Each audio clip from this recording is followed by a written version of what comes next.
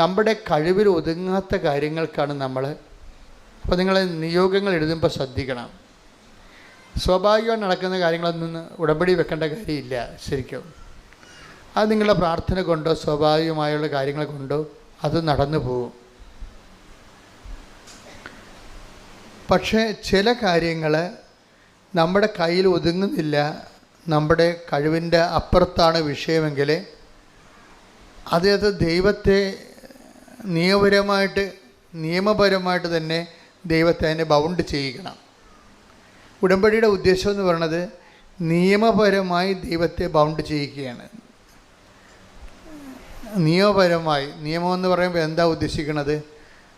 പഴയ നിയമം അല്ലെങ്കിൽ പ്രമാണങ്ങൾ നിയമപരമായിട്ട് നമ്മൾ ലീഗൽ വാലിഡിറ്റി എന്ന് പറയും, നിയമസാധുത. അപ്പോൾ നമ്മുടെ ഒരു വിഷയത്തിൽ ദൈവത്തെ കക്ഷി ചേർക്കുന്നതിന് നമ്മൾ കുറച്ച് നിയമപരമായ വാലിഡിറ്റി വേണം. അതിനെന്ത് ചെയ്യണമെന്ന് വെച്ച് കഴിഞ്ഞാൽ നിയമങ്ങൾ നമ്മൾ പാലിച്ചു കൊള്ളാമെന്ന് നമ്മൾ ദൈവത്തോട് വാഗ്ദാനം ചെയ്യണം. അങ്ങനെ നിയമപരമായി ദൈവത്തെ കക്ഷി ചേർക്കണം. ആ വിഷയത്തിൽ നിയമങ്ങൾ നമ്മൾ പാലിച്ചു കൊള്ളാമെന്ന്. അതുകൊണ്ടാണ് ഈ ഉടമ്പടിയിലെ നിബന്ധനകൾ പോലെ തന്നെ പ്രധാനപ്പെട്ടതാണ് നിയമങ്ങൾ. ഉടമ്പടി നിങ്ങൾ ക്രിസ്ത്യൻസ് എടുത്തോ നോൺ ക്രിസ്ത്യൻസ് എടുത്തോ ഐ ഡോണ്ട് മൈൻഡ്. പക്ഷേ ആരെടുത്താലും ആ ഉടമ്പടിയുടെ നിയമങ്ങൾ നിങ്ങളുടെ രീതി കൊണ്ടുപോയി ആക്കിയെടുക്കരുത്. ദൈവിക നിയമങ്ങളാണ്. അത് പാലിച്ചോളാവുന്നതാണ് നമ്മൾ ഉടമ്പടി ചെയ്യണത്. അത് നിങ്ങൾ അതിൻ്റെ ഡൈല്യൂട്ട് ചെയ്യാൻ പറ്റത്തില്ല. ഡൈല്യൂട്ട് ചെയ്യുന്നില്ലെങ്കിൽ ഇപ്പോൾ കർത്താവിൻ്റെ ദിവസം പരിശുദ്ധമായി ആചരിക്കണം, നിയമമാണത്. അത് ഞായറാഴ്ചയാണ്. അത് എക്സോർവായി ഉടമ്പടി എടുത്താലും ഞായറാഴ്ച പാലിക്കാൻ ബാധ്യസ്ഥമാണ്. സംശയമില്ലല്ലോ. നിങ്ങൾ മരമറിയാതെ കൊടിയിട്ടിട്ട് കാര്യമില്ല. മരമറിയാതെ കൊടിയിട്ട് കാര്യം. ഇപ്പോൾ ഞാനൊരു സാക്ഷി ദിവസങ്ങൾ കേട്ടത് രമ്യ രവീന്ദ്രൻ്റെ സാക്ഷിയാണ്. അത് ശുഭമാക്കണമായിട്ട് ബന്ധപ്പെട്ടത്. അതുകൊണ്ടാണ് ഇത് ശുഭമാക്കലെടുക്കാൻ കാരണം. രമ്യ രവീന്ദ്രൻ ഇവിടുന്ന് UK ചെല്ലും. അപ്പോൾ രമ്യാവിൻ്റെ പ്രശ്നം ഹെവി ഡ്യൂട്ടിയാണ് പ്രോബ്ലം. അവർ മാത്രമാണെങ്കിൽ കുഴപ്പമില്ല, അവർ ഹോസ്പിറ്റൽ നേഴ്സാണ്.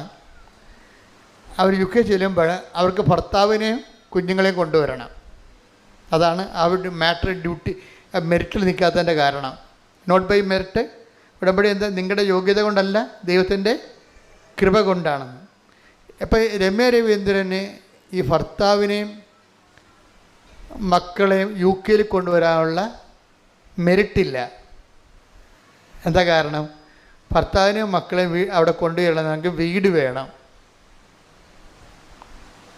അതിൻ്റെ മെറിറ്റെന്ന് പറയുന്നത് വീടാണ്. പക്ഷേ വീട് വാങ്ങിക്കാനുള്ള കപ്പാസിറ്റി ഇല്ല. വീട് അവസാനം ഇവർ ഭർത്താവിനെയും മക്കളെയും UK കൊണ്ടുവരും. കാര്യം ടിക്കറ്റൊക്കെ നേരത്തെ എടുത്തു പോയതാണ്. ഒരു വീട് സെറ്റ് ചെയ്തതാണ്. കിട്ടുമെന്നൊക്കെ ഉറപ്പായിട്ട് അഡ്വാൻസൊക്കെ കൊടുത്ത സംഭവമാണ്. പക്ഷേ ഇവിടുന്ന് ഫ്ലൈറ്റ് കയറിയപ്പോൾ ഭർത്താവും മക്കളും ഫ്ലൈറ്റൊക്കെ കയറിയപ്പോഴത്തുണ്ട് ആ കിട്ടിയ വീട് കട്ടായിപ്പോയി. അവിടുത്തെ കൗൺസിലർമാരുമായിട്ട് എന്തോ നിയമപരമായ പ്രശ്നം വന്നിട്ട് കൗൺസിലർ പറഞ്ഞ് ഈ വീട് നിങ്ങൾക്ക് കിട്ടാൻ സാധ്യതയില്ല എന്ന് പറഞ്ഞു. അപ്പോൾ ഭർത്താവും മക്കളും ഇന്ത്യയിൽ നിന്ന് സ്റ്റാർട്ടായിപ്പോയി. പക്ഷേ കിട്ടിയ വീട് പോവുകയും ചെയ്തു. ഇപ്പോൾ രമ്യ ഉടമ്പടിയിൽ ഇങ്ങനെ വളരെ കൃത്യമായിട്ട് നിൽക്കുന്ന ആളാണ്. ഇപ്പം എന്ത് വിഷയം ഉണ്ടെങ്കിലും കൃപാസനം മാതാവിനോട് ഉടനെ പറയും, അമ്മേ അവർ സ്റ്റാർട്ടായി പോയല്ലോ, ഇവിടുന്ന് വീട് കയ്യിലുണ്ടായിരുന്ന വീട് കിട്ടാൻ പോയ വീട് കയ്യിൽ നിന്ന് മുട്ടയും പോവുകയും ചെയ്യും, ഞാൻ ഇവിടെ പൊറപ്പിക്കുമെന്ന് ചെയ്യും. അത് വലിയ തലവേദനയാവും. കാര്യം ഇവരുടെ ഹോസ്റ്റലിൽ ഫാമിലിക്ക് താമസിക്കാൻ പറ്റത്തില്ല. അവർക്ക് ഒരു നേഴ്സിന് താമസിക്കാം, ലേഡീസ് ഹോസ്റ്റലല്ല. അവിടെ എങ്ങനെ ഫാമിലി താമസിക്കണത്? അത് നടക്കത്തില്ല. ഇപ്പോൾ രമ്യ മാതാവിനോട് പറഞ്ഞ് വളരെ പട്ടാങ്ങി പറഞ്ഞപ്പോൾ മാതാവ് ഒരു സെറ്റിൽമെൻറ്റ് കൊടുത്തു. 1 മാസത്തേക്ക് ആ ഹോസ്റ്റലുകാർ ഇവർ അക്കോമഡേറ്റ് ചെയ്യാൻ തീരുമാനിച്ചു. ഭർത്താവിനെയും 2 കുഞ്ഞുങ്ങളെയും എൻ്റെ അമ്മയെയും ലേഡീസ് ഹോസ്റ്റലിൽ എന്തൊരു കഷ്ടമാണ് സംഭവം. എന്നാലും അമ്മ നമുക്കറിയാമല്ലോ, ഈ നെഞ്ചിൽ തൂങ്ങണ കാശുരൂപമില്ലേ, അത് വലിയൊരു ഉറപ്പാണ്. അതെന്താ ഉറപ്പെന്ന് വെച്ച് കഴിഞ്ഞാൽ, നമുക്ക് എന്തെങ്കിലും ഒരു കംപ്ലയിൻ്റ് ഉണ്ടെങ്കിൽ ഓടി കൃപാസനത്തിൽ വരാൻ പറ്റുമോ? ഇല്ലല്ല. അപ്പോൾ നെഞ്ചിലെ കാശുരം പിടിച്ചിട്ട് വിശ്വാസപ്രമാണം ചെല്ലും. അതിനാണ് നിങ്ങൾക്ക് തന്നിരിക്കുന്നത്, ഉടമ്പടിയാണ്. അത് ഉടമ്പടി കാശുരം എന്ന് എൻ്റെ പേര്, വേറെ കാശുരൊന്നുമല്ല. അതുകൊണ്ടാണ് അതുപോലെ വേറെ ഒന്നും ഇല്ലാത്തത്. അത് വെച്ച് കഴിഞ്ഞാൽ അതിന്മേൽ തൊട്ട് വിശ്വാസപ്രമാണം ചൊല്ലിക്കഴിഞ്ഞാൽ നിങ്ങളുടെ ഉടമ്പടിയിൽ നിങ്ങൾ ഇപ്പോഴും നിലനിൽക്കുന്നുവെന്ന് നമ്മൾ ദൈവത്തെ ബോധ്യപ്പെടുത്തുകയാണ്. അതുകൊണ്ടാണ് നിങ്ങൾ ഉടമ്പടി നിലനിൽക്കുമെന്ന് പറയാൻ കാര്യം. അപ്പോൾ ആവശ്യമുള്ളപ്പോൾ മാത്രം ചെയ്യല്ല. രമ്യ ഉടമ്പടിയിൽ അങ്ങനെ നിലനിൽക്കുന്ന ആളാണ്. കാര്യം നിലനിൽക്കുന്ന ആളായതുകൊണ്ട് അവൾക്ക് വേറെ ഒരു മാർഗ്ഗമില്ല. അപ്പോൾ അവൾ ഈ കാശ് തൊട്ട് വിശ്വാസപ്രമാണം ചെല്ലുമ്പോൾ അമ്മയെ എന്ത് ചെയ്യുമെന്ന് ചോദിച്ചപ്പോൾ അമ്മ എന്ത് ചെയ്ത്, പെട്ടെന്ന് തൽക്കാലത്തേക്ക് നിൽക്കാൻ വേണ്ടി ഹോസ്റ്റലിൽ തന്നെ ഇവർക്കൊരു പ്രൊവിഷൻ കൊടുത്ത്, ഭാര്യയും ഭർത്താവിനും കുഞ്ഞുങ്ങൾക്കും തൽക്കാലം ഈ ലേഡി ഹോസ്റ്റലിൽ താമസിക്കാം, 1 മാസം കഴിയുമ്പോൾ മാറണമെന്ന് പറഞ്ഞു. അപ്പം അങ്ങനെ തൽക്കാലം വന്നവർ മഞ്ഞ് കൊള്ളാതെ അതിൻ്റെ കയറി താമസിക്കുന്നുണ്ട്. പക്ഷേ ഞാണമ്മക്കളി പോലെയുള്ള പരിപാടിയാണ്. ഈ ഞാണമ്മയിൽ നമ്മളെ നിർത്തുന്നതിൻ്റെ ഉദ്ദേശം നമ്മൾ നിരാശപ്പെട്ട് തൂങ്ങിക്കെട്ടിപ്പോയി തൂങ്ങിച്ചാകണമെന്നല്ല എൻ്റെ അർത്ഥം. പ്രാർത്ഥിക്കണമെന്നാണ് ഉദ്ദേശിക്കണം. ഉടമ്പടിയിലുള്ളവർക്ക് ഉള്ള ഗുണമെന്ന് വെച്ച് കഴിഞ്ഞാൽ, ഉടമ്പടിയിലുണ്ടായുള്ള ഗുണം പ്രാർത്ഥിച്ചാൽ കേൾക്കുമെന്നുള്ള ഉറപ്പാണ്. അതാണ് ഉടമ്പടി നമുക്ക് തരുന്ന ഏറ്റവും വലിയ ഗുണങ്ങൾ. അതായത് ഉടമ്പടി ഉള്ളവർക്ക് അവർക്കൊരു ക്ലെയിമുണ്ട്. കാര്യം ഉടമ്പടിയിലാണല്ലോ നമ്മളിരിക്കുന്നത് ദൈവമായിട്ട്. അപ്പോൾ ഉടമ്പടി നമുക്ക് തരുന്ന ഒരു ക്ലെയിമുണ്ട്. ഈ ക്ലെയിം വെച്ചുകൊണ്ട്, അതുകൊണ്ടാണ് ഞാൻ എപ്പോഴും പറഞ്ഞത്, ഉടമ്പടി നിങ്ങൾ ദൈവത്തോട് ചെയ്ത നിബന്ധനകൾ ഉഴപ്പരുത്. അതുകൊണ്ട് നിങ്ങൾ ഒരു പ്രശ്നം ഉണ്ടായിക്കഴിയുമ്പോൾ ആ സമയത്ത് വിളിച്ചാലൊന്നും ഉടമ്പടി ബ്രേക്ക് ആണെങ്കിൽ പ്രാർത്ഥന ഫ്ലപ്പായി പോകും. ചില ആൾക്കാർ ടേസ്റ്റ് നോക്കാനും ഉപ്പ് നോക്കാനും ഒക്കത്തില്ലേ എന്നൊക്കെ നോക്കിക്കൊണ്ട്, അതുകൊണ്ടാണ് എല്ലാം വെരിഫൈ ചെയ്യണം. 3 പേരെ നിർത്തിയല്ലേ വെരിഫൈ ചെയ്യണത്. അച്ഛൻ്റെ അടുത്ത് വരുമ്പോൾ ആൾക്കാർ അവർ സ്ട്രിക്റ്റ് ഉടമ്പടിയിലാണോ എന്നറിയാൻ വേണ്ടിയാണ് ഈ വെരിഫിക്കേഷൻ മുഴുവൻ നടത്തുന്നത്. സ്ട്രിക്റ്റ് ഉടമ്പടിയിലല്ലാത്ത ഒരാൾക്കാർ ഇപ്പോഴത്തെ കണ്ടീഷൻ നോക്കേണ്ട കാര്യമില്ല. എന്താ കാര്യം? 500 പേര് ഉടമ്പടി എടുക്കുന്നുണ്ട്. അവരിൽ നമുക്ക് നോക്കാൻ പറ്റുന്നത് 100 പേരെ 120 പേരെ നോക്കാൻ പറ്റത്തുള്ളൂ. അപ്പോഴവർ മാന്യം വരെ ഉടമ്പടി ജീവിക്കുന്നവരെ മാത്രമേ നമുക്ക് നോക്കാൻ പറ്റത്തുള്ളൂ. പിന്നെ രോഗികളൊക്കെ നോക്കും. അതെന്തിൻ്റെ കണ്ടീഷനാണ് നോക്കണത്? അവരുടെ മകളോ ഭർത്താവോ ഭാര്യയോ ആരെങ്കിലും ഉടമ്പടി എടുത്തിട്ട് അവിടെ നിൽപ്പുണ്ടാവും ബൈസ്റ്റാൻഡറായിട്ട്. ആ ബൈസ്റ്റാൻഡറിൻ്റെ ഉടമ്പടി കറക്റ്റായിരിക്കും. ബൈസ്റ്റാൻഡറിൻ്റെ ഉടമ്പടി കിടക്കുക. അതുകൊണ്ടാണ് ചേടത്തിയുടെ ഉടമ്പടിയുമായിട്ട് അനിയത്തി വരരുതെന്ന് പറയണത്. ഞാൻ നോക്കുമ്പോൾ അവിടെ നോക്കിയാൽ ചിലപ്പോൾ തെറ്റിപ്പോവും. ഇവിടെ ഞാൻ ശരിക്കും ശ്രദ്ധിച്ചാണ് എടുക്കണത്. ഞാൻ ചോദിക്കും, ഈ വ്യക്തി നിങ്ങളുടെ ആരാണ്? ഇത് ചേച്ചിയാണ്. ചേച്ചിയുടെ കാര്യം നിങ്ങൾ ഉടമ്പടി എഴുതിയിട്ടുണ്ടായിരുന്നു? ഇല്ലായിരുന്നു. തീർന്നില്ലേ? അതാണ് ചിലർ ചെയ്യണം മണ്ടത്തിന് വെച്ച് കഴിഞ്ഞാൽ, ചേച്ചിക്ക് ഇപ്പോൾ എന്തോ ഒരു പ്രത്യേക അവസ്ഥ വന്ന് അവിടെ ഫോട്ടോ എടുത്ത് വരികയാണ്. അപ്പോൾ എൻ്റെ മനസ്സിൽ ഇത് ഇവരെ കാണുമ്പോൾ തന്നെ അറിയാം, ഇവിടെ വിഷയം ഉടമ്പടി എഴുതിയിട്ടില്ല. ഇവിടെ അച്ഛനെ കണ്ടെന്ന പേരുമാണ് അവസാനം. കാര്യം ഈ ഉടമ്പടി ഇല്ല, ഇവർക്ക് വേണ്ടി പ്രാർത്ഥിച്ചില്ല, ഇവർക്ക് വേണ്ടി ഒരു ഉടമ്പടി ജീവിച്ചിട്ടില്ല, ഉടമ്പടി ചെയ്തിട്ടില്ല. ഇപ്പോഴെന്തോ വിഷയം ഉണ്ടായപ്പോൾ അവിടെ പടവും പിടിച്ചുകൊണ്ട് വന്നിരിക്കുകയാണ്. ആ കുടുംബത്തിന് ഉടമ്പടിയായിട്ട് ഒരു ബന്ധവുമില്ല. ഇനി ഇവരിവിടുന്ന് രക്ഷപ്പെട്ടാൽ തന്നെ അവർ ഉടമ്പടിയെ ആ മാതാവിനെ ഈ ഏറ്റുപറയുമോ? ഇല്ല. അവർ പറയും ഞങ്ങൾ ആശുപത്രിയിൽ പോയിട്ട് സുഖപ്പെട്ടാണെന്ന് പറയുള്ളൂ. ഈ ചേച്ചി പറഞ്ഞതിനകത്ത് നിൽക്കത്തില്ല. ഈ അസുഖം എനിക്ക് നല്ലവണ്ണം അറിയാം. ഇനി അവർ സുഖപ്പെട്ടാൽ തന്നെയും അവർ ദൈവത്തെ ഏറ്റുപറയുമോ? ഇല്ല. അപ്പോൾ അവർ പറഞ്ഞു, എടീ ഞാൻ നിനക്ക് വേണ്ടി അച്ഛനെ പോയി കൃപാസനത്തിൽ പോയി ഉടമ്പടി ചെയ്ത് പ്രാർത്ഥിച്ചായിരുന്നു. അവരൊരു പറയേ ഉള്ളൂ, ദൈവത്തിനെ ആക്ഷേപിക്കേ ഉള്ളൂ. അതുകൊണ്ട് ഈ സാധനം ശരിയാകത്തില്ല. ഞാൻ പറഞ്ഞു, അവരോട് ആരെങ്കിലും ഉടമ്പടി എടുക്കാൻ പറയുന്നു പറയാം. അവർ ഉത്തരവാദിത്തപ്പെട്ടവർ വന്ന് ഉടമ്പടി എടുക്കാൻ പറയുന്നവർ. അതാണ് ഉത്തരവാദിത്തപ്പെട്ടവരെന്ന്. ഉടമ്പടിയിൽ എപ്പോഴും ഉത്തരവാദിത്തപ്പെട്ടവർ വേണം. കാര്യം ഉത്തരവാദിത്തപ്പെട്ടൊരു ആധ്യാത്മികമായ ഒരു ബന്ധമാണിത്. അതുകൊണ്ട് തന്നെയാണ് ഞാൻ പറഞ്ഞത്, മക്കളെ നിങ്ങൾ പരീക്ഷയ്ക്ക് വരുമ്പോൾ ഞാൻ പറയും, ദാറ്റ്സ് ഓക്കെ, ഇപ്പോൾ പരീക്ഷയാണ്, എനിക്കൊന്നും പറയാനില്ല, ഞാൻ നിങ്ങളെ ആശീർവദിച്ച കർത്താവ് നിങ്ങളെ സഹായിക്കും. പക്ഷെ പരീക്ഷ കഴിയുമ്പോൾ നിങ്ങൾ വന്ന് ഉടമ്പടി എടുക്കണം. പരീക്ഷ കഴിയുമ്പോൾ നിങ്ങൾക്ക് ഉടമ്പടി എടുക്കാൻ പ്രായമായിട്ടില്ലെങ്കിൽ അമ്മ എന്താണ് ഉടമ്പടി എടുത്തിരിക്കുന്നത് അത് നിങ്ങൾ ഏറ്റെടുത്ത് ചെയ്യണം. അപ്പോൾ ഞങ്ങൾക്ക് 16 വയസ്സായിട്ടുള്ള, ശരി സമ്മതിച്ച്. പക്ഷേ അപ്പം അമ്മ ചെയ്ത ജോലി നിങ്ങൾക്ക് ചെയ്യാമല്ലോ. അമ്മ എന്താണ്, അപ്പൻ എന്താണ് ഉടമ്പടി നിങ്ങൾക്ക് വേണ്ടി ചെയ്തിരിക്കുന്നത്, അത് നിങ്ങൾ അത്രയും ഹോംവർക്കുകൾ നിങ്ങൾ ഏറ്റെടുക്കണം. അപ്പോൾ മാത്രമേ ഈ പ്രാർത്ഥന ജെനുവിനാകത്തുള്ളൂ. അല്ലെങ്കിൽ കൈ നനയാതെ മീൻ പിടിക്കണ പോലെ ഇരിക്കും. അങ്ങനെ സത്യസന്ധമല്ലാത്ത പ്രാർത്ഥനയ്ക്ക് ദൈവം അംഗീകരിക്കത്തില്ല. അതാണ് ഏറ്റവും വലിയ വിഷയം. കാര്യം ഇതിന് സത്യത്തിൻ്റെയും വിശ്വസ്തതയുടെയും പ്രാർത്ഥനയാണ്. ഒരു സ്പെക്കുലേറ്റീവ് ആയിട്ടുള്ള സാങ്കല്പികമായ അല്ലെങ്കിൽ ആശയ ജീവിതമല്ല ശരിക്കും. ആധ്യാത്മിക ജീവിതം വളരെ കോൺക്രീറ്റ് ആയിട്ടുള്ള ടാഞ്ചിബിളായിട്ടുള്ള ഒരു വസ്തുനിഷ്ഠമായ ജീവിതമാണ്. ഇപ്പം നമ്മൾ ദൈവരാജ്യത്തെക്കുറിച്ച് സംസാരിക്കുന്നു.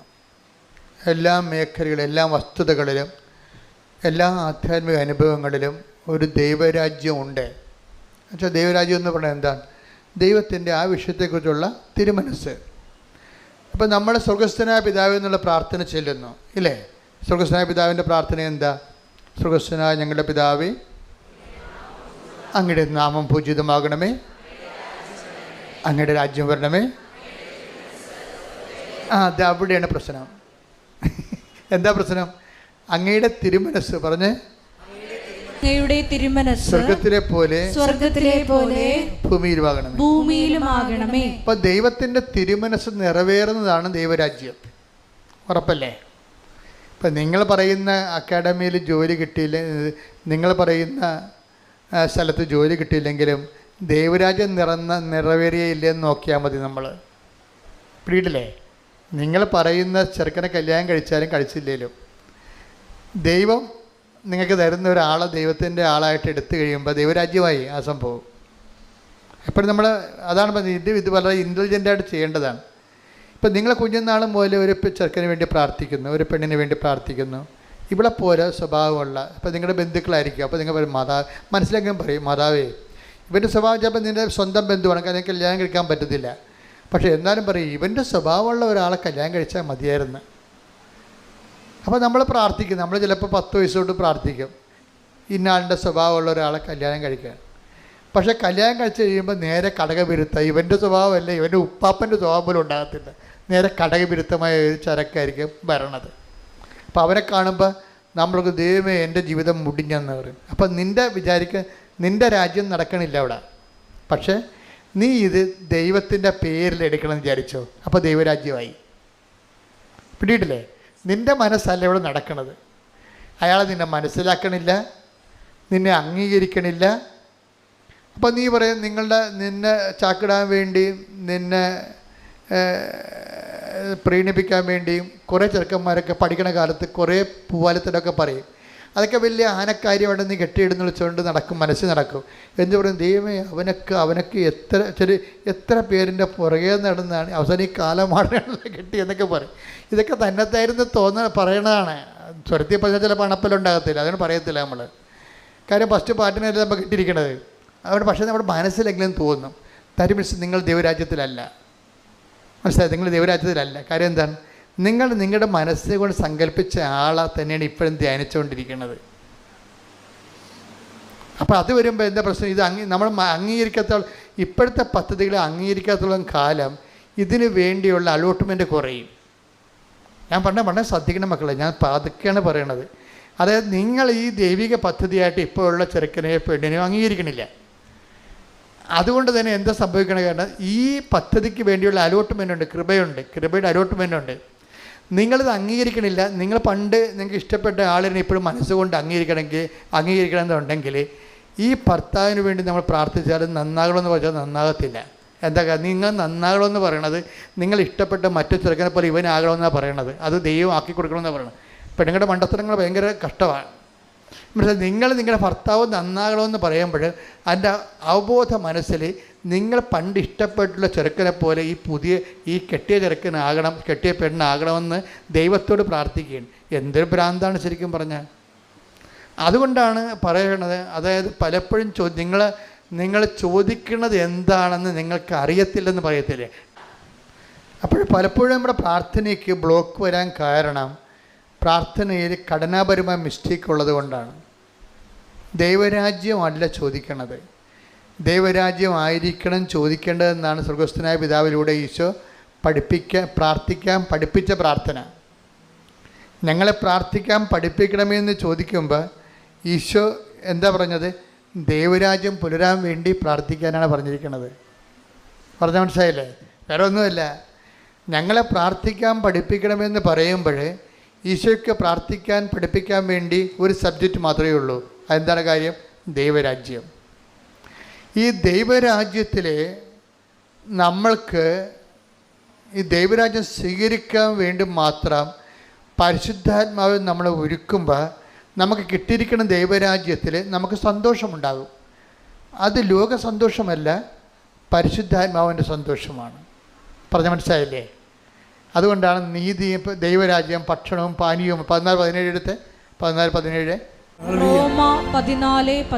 റോമ 14:17 ദൈവരാജ്യം എന്നാൽ, പറഞ്ഞ ദൈവരാജ്യം എന്നാൽ ഭക്ഷണവും പാനീയവുമല്ല. എന്താ ലോകരാജ്യമല്ലെന്നായി പറയണത്? ഞാൻ ആശിച്ച ചെറുക്കൻ, ആശിച്ച വീട്, ആശിച്ച കാറ്, അതാണ് ഭക്ഷണവും പാനീയവും എന്നുള്ള വാക്ക്. നീ ആഗ്രഹിക്കണമല്ലെന്ന് മനസ്സിലായില്ലേ? അത് ലോകരാജ്യം എന്ന് എൻ്റെ പേര്.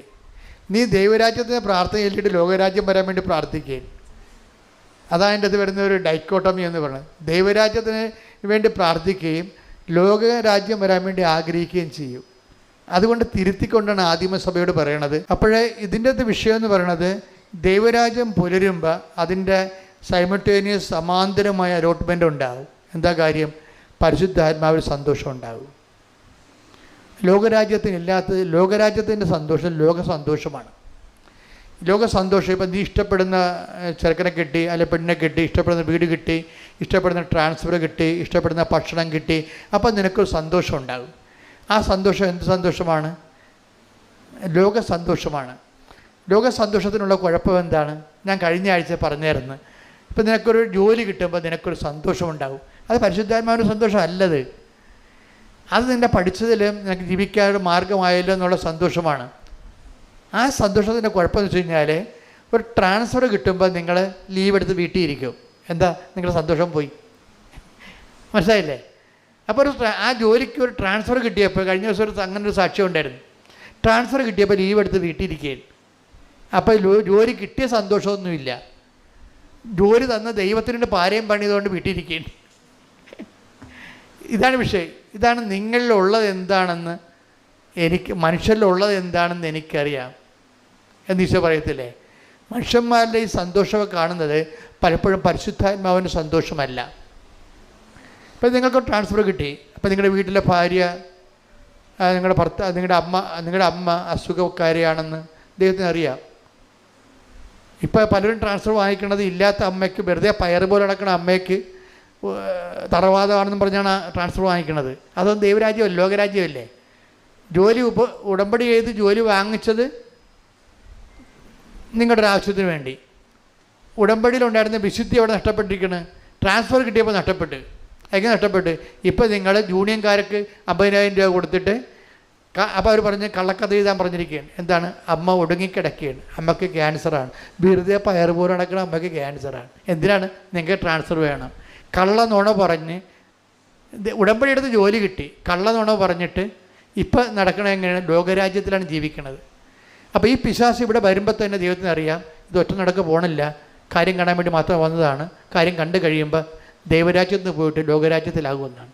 അതാ മനുഷ്യരുള്ളത് എന്താണെന്ന് എനിക്കറിയാവുന്നു. ടെക് ദ 2:24 യോഹന്നാൻ 2:24 യേശുവാകട്ടെ അവരെ വിശ്വസിച്ചില്ല. യേശുവാകട്ടെ അവരെ വിശ്വസിച്ചില്ല. കാരണം അവൻ അവരെയെല്ലാം അറിഞ്ഞിരുന്നു. ദൈവരാജ്യത്തിലാണോ ജീവിക്കണത്, ലോകരാജ്യത്തിലാണെന്നാ ചോദിക്കണത്?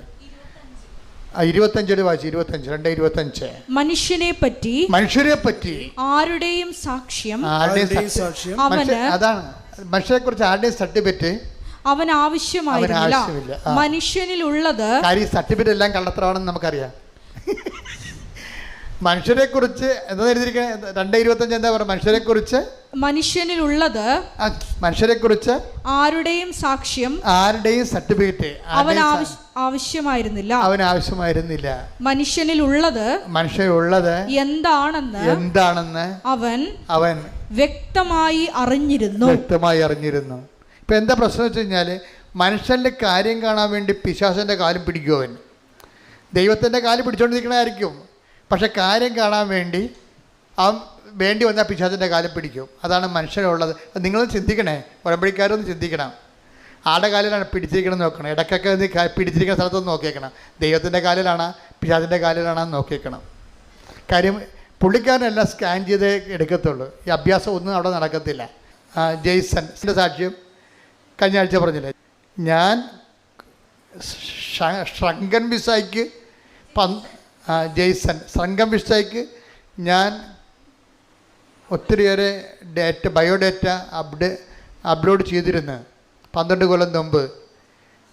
ഇപ്പം എന്താ സങ്കടം, അത് മുഴുവൻ കള്ളത്തരമായിരുന്നു അയച്ചു കൊടുത്തതെല്ലാം. സംഘം വിസക്ക് അയച്ചു കൊടുത്ത് ചില ആൾക്കാർ എന്നാ ചെയ്യാന്ന് വെച്ചാൽ അവിടെ ചെല്ലാൻ വേണ്ടി ഇപ്പോൾ ഫാമിലി ആയിട്ടൊരു സാക്ഷി അങ്ങനെ ഉണ്ടായിരുന്നു.